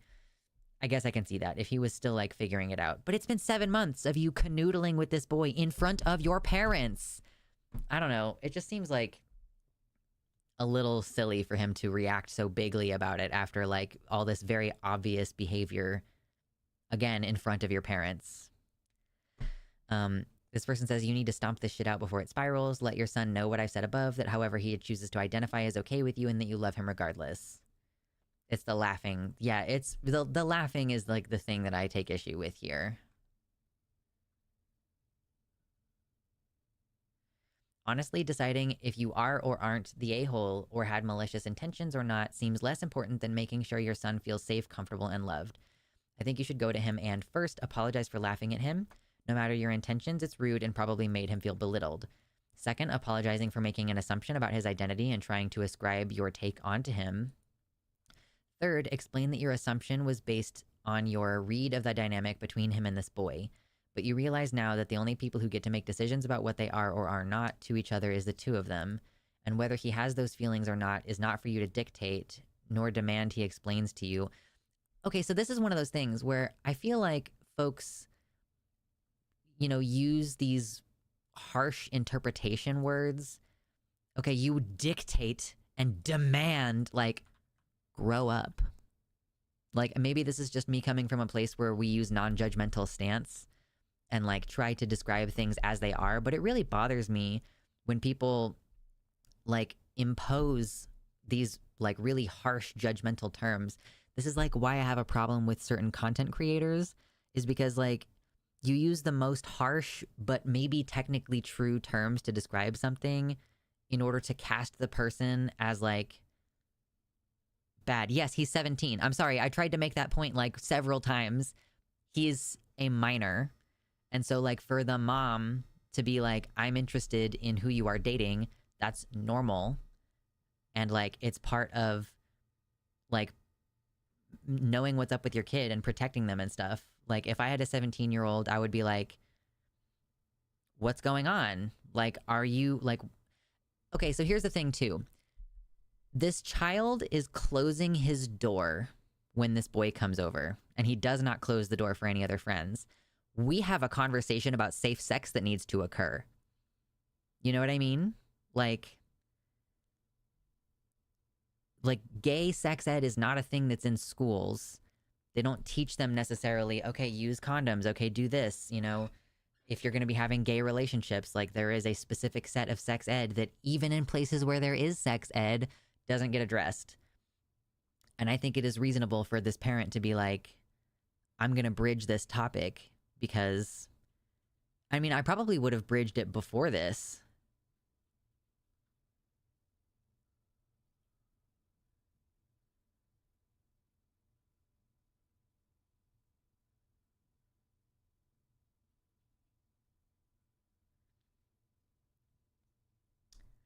If I had seen "Is that your boyfriend" written, the lack of tone indicators would make me think that they were more of an a-hole than this story here, because it instantly brings a certain inflection in mind to me. Yeah, but rather she was like, "Is your boyfriend gonna come on the trip with us?"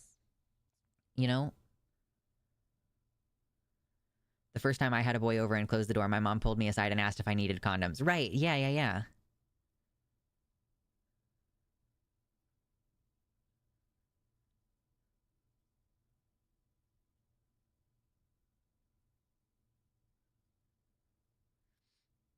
Yeah, fair point, yet I would keep the criticism of the method and framing. Yeah. Um, yeah, okay. I don't know that I have a lot else to add on this. Like, obviously laughing at him was not great. Like, the manner in which she brought it up was not great, but I do think she is entirely justified in asking.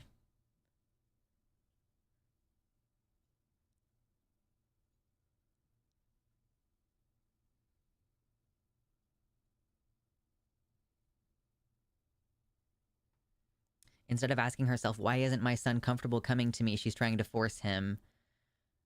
I mean, so he's not comfortable telling her, but he is comfortable basically snuggling with this boy in front of her.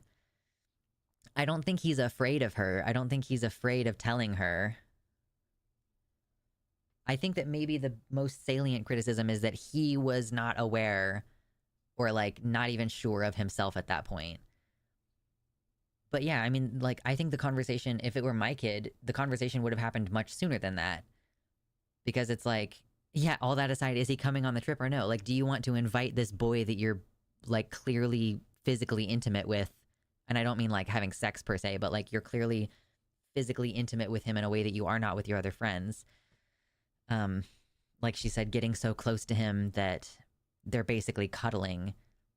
And again, this is happening in front of the mom and potentially in front of the stepdad. So it's not like he's afraid of being himself. He just didn't have the words for it. And I can understand that being like, yeah, no teens are eager to discuss their love life with their parents. Yeah, I completely get that too. Of course, I, like, had a weird relationship where I, like, asked my mom how to give a blowjob when I was, like, a teenager, and also if that tells you anything about how poorly I was raised, like, um, you know, I don't think I was raised with appropriate boundaries around that. I'm not saying that it's acceptable that that was the relationship that we had, but that is the fact of the relationship that we had. Like, my mom, my mom, I was like, when I was 13, I started dating someone who was like 17, and my mom put me on birth control, right? And then I didn't end up losing my virginity until I was 14 with someone else who was also 14 the next year. But, like, I would not have had sex if I didn't feel like I had been given permission to have sex by being on birth control, you know?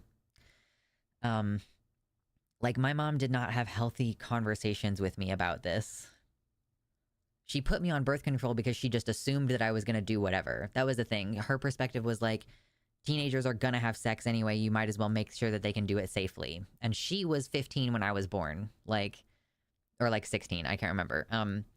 Like, she was a teenager when I was born. So she was, I guess, trying to get ahead of it. And, like, she just assumed that I was going to be like her. And I ended up doing dumb shit because I just, like, I didn't have a conversation where she was like, hey, you should really not, it would be better if you didn't.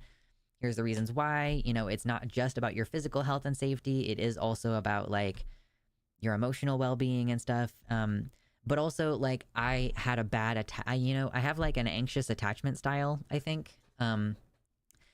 And I was, like, seeking validation through romantic relationships and, like, sexual behavior when I was younger, And, like, honestly, that continued for a long time, where it's like, this is the way that I feel validated and wanted, because I had, like, a just shitty attachment style because my parents were so, like, hands-off and neglectful in certain ways.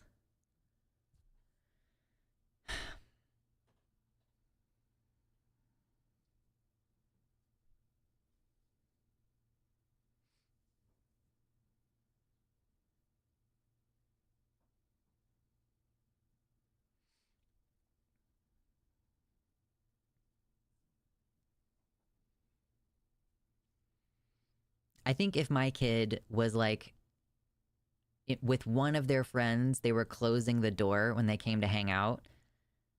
I after like a couple months of that going on, maybe a couple months, maybe even less than that, I would be like, "Hey, what's up with you closing your door when this friend comes over?" Especially if that kid is like, okay, so the kid right now is 17, so if this has been going on for 7 months, then maybe the kid was 16 when this started, maybe they could have been 17 the entire time. But I mean, yeah, I would be like, hey, you're still a minor, and I need to make sure that I know what's going on with you.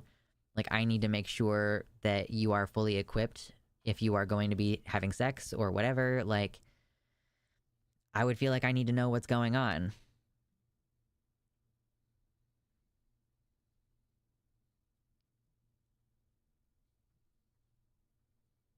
Yeah, that's fair enough, Byron. Coming at this as someone who's firmly cishet and never had to deal with incorrect assumptions outside of just asshole kids, the idea of someone correctly identifying a relationship I'm in on the down low and being casually supportive of it doesn't really register the same to me as something to necessarily get upset over. Yeah. They should have already had sexual education or explained these things to him previously. That's not an excuse. Many people have sex ed for straight sex, but okay, I think that if you're in school and you're getting this sex ed, the thing that you're getting is like, use condoms, use birth control, use condoms. But like, when you're dealing with gay sex, there is stuff that, like, first of all, a parent is not going to bridge this topic unless there is a reason to. Maybe even this parent doesn't know the specific things about, like, for example, anal sex. But like, the school is not going to tell you, hey, if you have anal sex, you need to work up to it. You need to relax. You need to be safe because this can medically harm you. And like, not only use condoms, but like, here's a bunch of other things that go into it. And you have to protect yourself against like HIV in the particular case of like men having sex with men. I mean, obviously every STI or whatever, but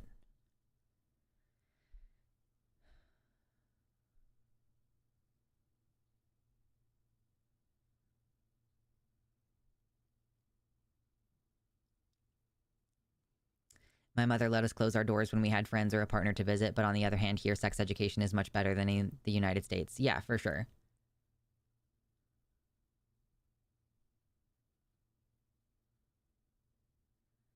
I was already on my own at 17, so it's always bizarre to me, even at 28, when I see people infantilize 17-year-olds. They're young adults, yes, but they still deserve respect.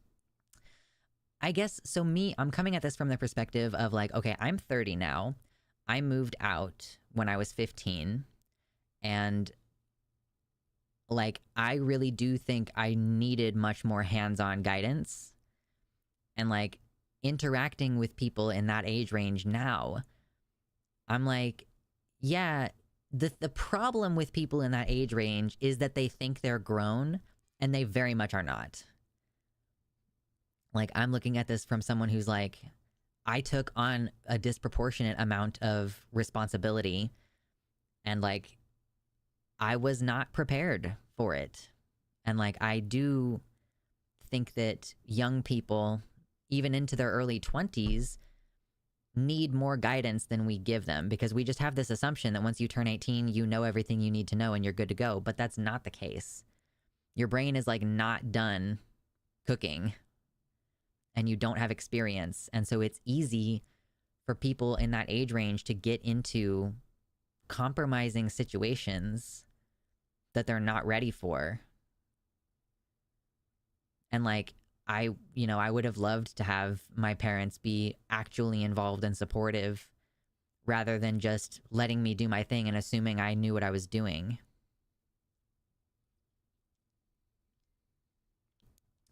I grew up in the 90s, and I remember hearing a lot of AIDS awareness stuff in middle and high school, but they never even brought up anal sex once. They just mentioned sex in general and didn't talk about how anal sex is a much higher rate of transmission of HIV. Yeah, because like there's a higher concentration of white blood cells there, and also the risk of like tearing and therefore having like more direct contact with the blood. Yeah. At 17, he should have been aware of that anyways. I'm honestly really grateful that in my high school, they actually taught the ins and outs of gay sex so that people could do it safely.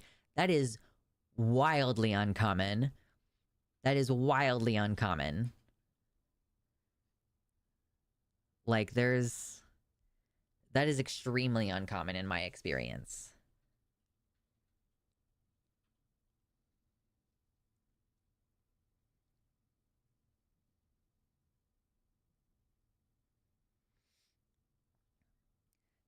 Like, I had some sex ed at one high school, and then at my next high school, I had a straight up health class, which was great. That guy was a great teacher. I loved him. He really just like told it to you straight and everything. And like, I just can't, I just don't think that we covered like, yeah, we didn't go in depth on any gay sex stuff at any point. And, you know, I've learned now as an adult that,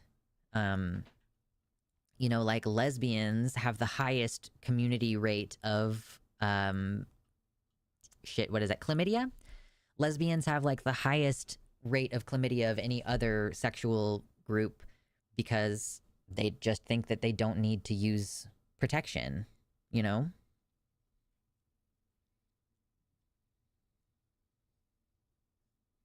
The sex ed we had in high school was in biology and only for straights. Yep. I went to a religious school. It's almost surprising to me that sex ed was offered at all.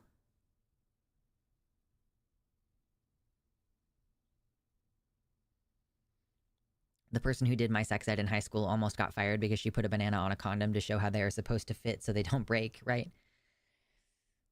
I can't remember if we did the banana thing. Like, I clearly learned at some point, like, when you're putting the condom on, yeah, that must have been in my health class. They were like, make sure that it's flipped the right direction before you put it on. If you put it on and it's the wrong direction, you need to throw it away because you've just made contact and you don't want to now flip that to the outside of the condom. You have to pinch the air out of it and then roll it down, kind of thing. I don't think we actually did a demonstration, but we did thoroughly go over, like, how to put one on correctly. I never used any protection nor knew about it up until I was like 20. Yeah, that's terrifying to me.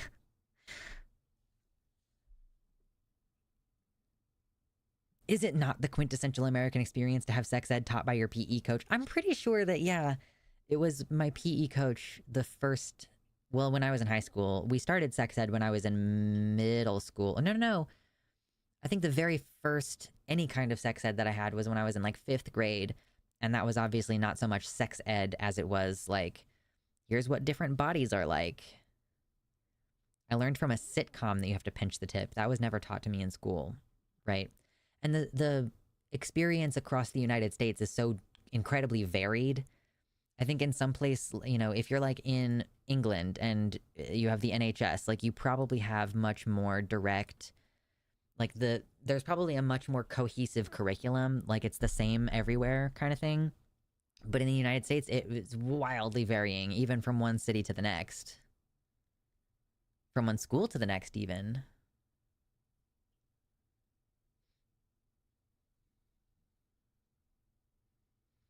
Excuse me.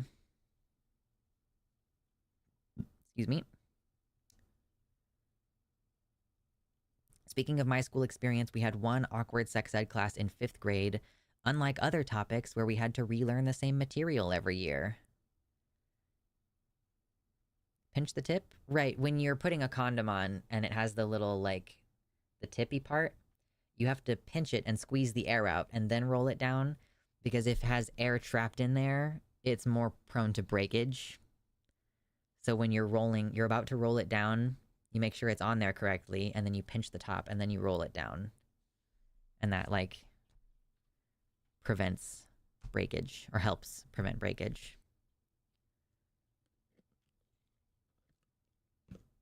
The reservoir. Yes.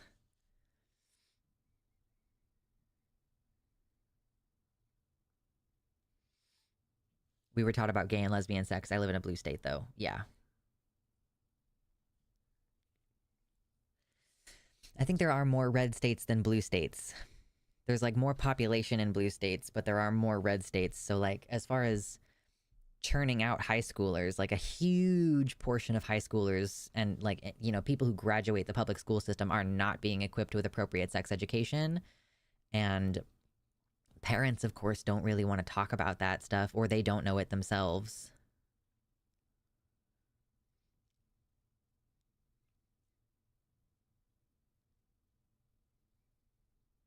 I do think it would be weird for a parent to broach the topic of how to relax for anal. I mean, yeah, I don't think it's going to be less awkward for your PE teacher to do it. Like, someone has to teach you. Are you going to learn it by, like, going out and having sex with older gay men? That's how most gay men find out. You know? Like, there's this gay bartender who I follow on YouTube. His name is Mike MGTV, or the channel is Mike MGTV. And yeah, like, he talks about how he was out there doing things he should not have been doing at a very young age. And like, all of his education about how to have gay sex and stuff was trial by fire when he was like 15 having sex with older men, right? Like, if we don't present young people with reasonable educational opportunities, then it's just not healthy for them.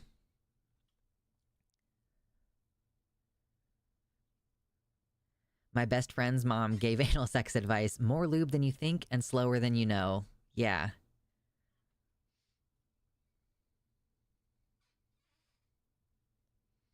I have yet to have sex with a cis man because I only realized I'm bi after realizing I'm trans, and I've been too chicken for it so far because I still have a uterus. You know, use a condom. You can get birth control.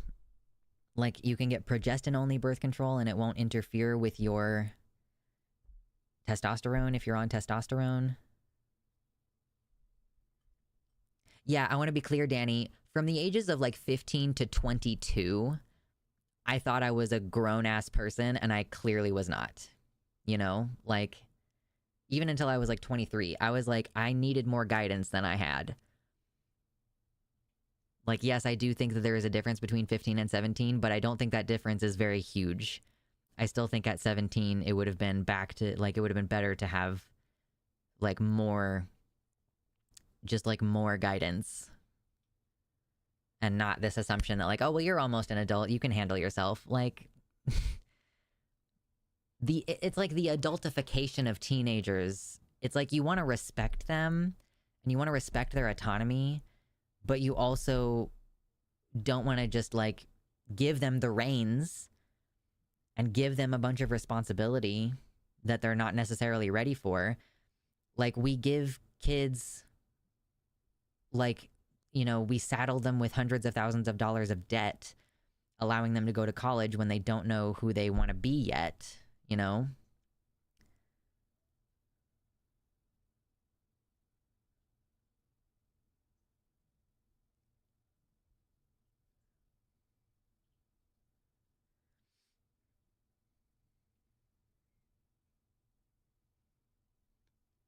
I just got, Darth Gently, I will say, I just got the little implant thing.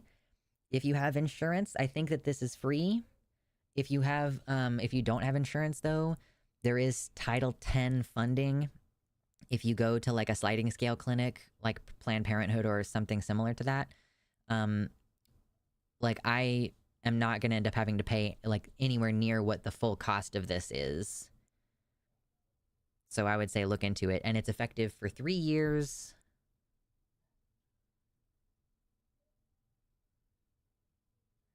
It is low-key hard to treat a child like a child when they're a teenager and not come off patronizing. Yeah, of course.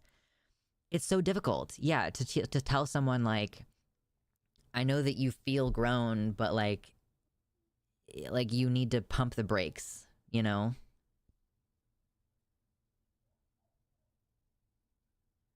I have Nexplanon in my arm. Nexplanon.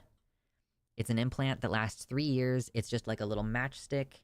It was inserted. They put lidocaine in my arm to completely numb it. Yeah, it's gonna last like 3 years. It's more effective than a vasectomy. It's effective within 7 days of putting it in. And like, yes, I can feel it under my skin a little bit, but it's really not that weird. and it's still all bruised, but I just got it done last week on Monday, so it's like still recovering. People with ADHD take longer to develop executive functions. We need more guidance than allotypical folks if we ever manage to develop executive functions. Yeah, I didn't start to feel like I had my shit together until I was like 27, 28. And even then, it's been like a rough couple of years since then, now that I'm 30. Now that I'm 30, I'm like, okay, I feel a lot more like I have my shit together. And yeah, it takes a while. And just like my personal experience, you know, I feel like my behavior was still very erratic up to like age 22, 23. I'm not trying to hold to this whole your brain isn't developed until age 25 thing per se. Because yeah, I haven't personally looked into any of the data about that. I'm just saying like the decisions that I was making when I was 22 don't make any fucking sense to me now. It hasn't any other bad effects on the side. It like any birth control, it super depends on the person. I've heard it's pretty common for people to bleed pretty heavily for the first 3 to 6 months when they get it. I haven't had that start yet, or maybe not at all. Some people, it just completely stops their period completely. For a lot of people, it eventually stops your period completely. It just really depends. So, I mean, I would say look into it. I have no shit together at 35. Did it hurt afterwards or inserting?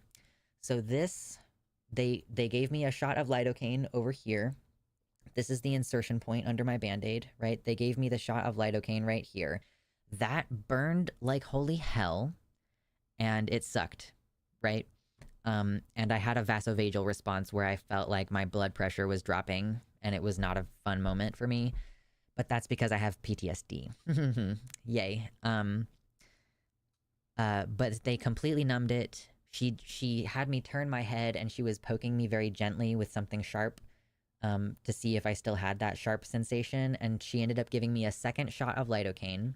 The second shot, she went in from the numb side, so it just completely numbed everything. When she did the insertion, she had me turn my head away, and I could not feel anything. And, like, my stomach didn't turn or anything. I could not get upset about it because I had no idea what she was doing. I did not look up the process beforehand. She was very trauma-informed and just was super on top of it every step of the way. I could not feel it at all when she did the insertion.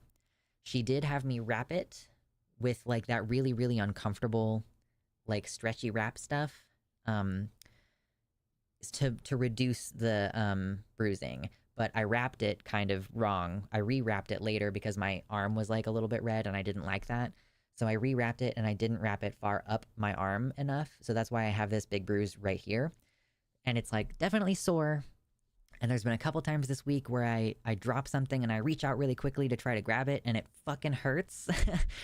But not terribly. It's really not that bad.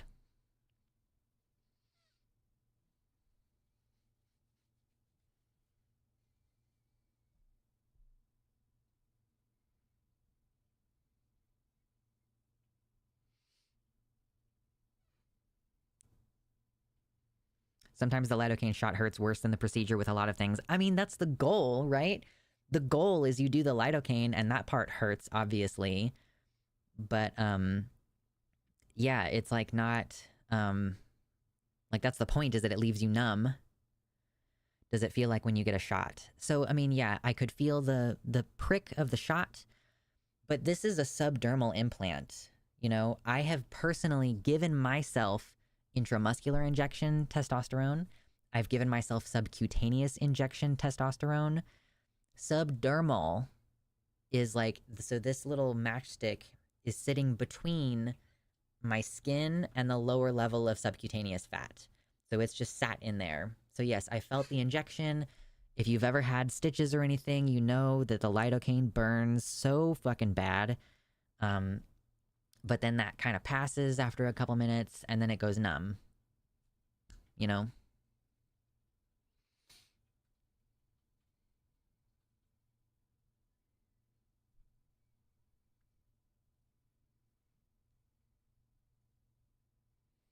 I was erratic until the testosterone reached me fully at around 29, 30. I started testosterone when I was 21, but I also might have been injecting it wrong the entire time, so...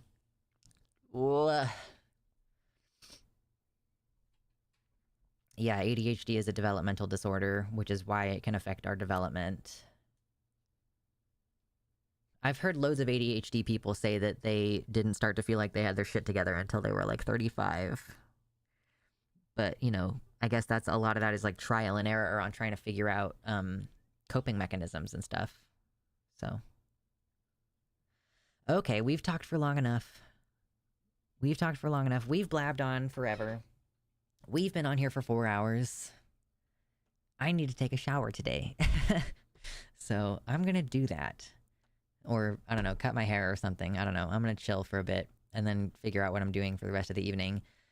So thank you all for hanging out with me, for doing this Am I the Asshole segment, for chit-chatting, etc., etc. And I'm looking forward to watching House of the Dragon episode 2 tomorrow. I will be sending you the link, Gayfesh, or not the link, but I'll send you the login info when I have the login info figured out. And yeah. Yay. I still don't have my shit together at 35, right? It takes a while.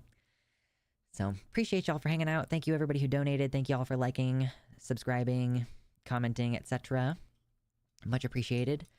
And I am planning to see you all on Wednesday. Wednesday, my dudes. All right, be good.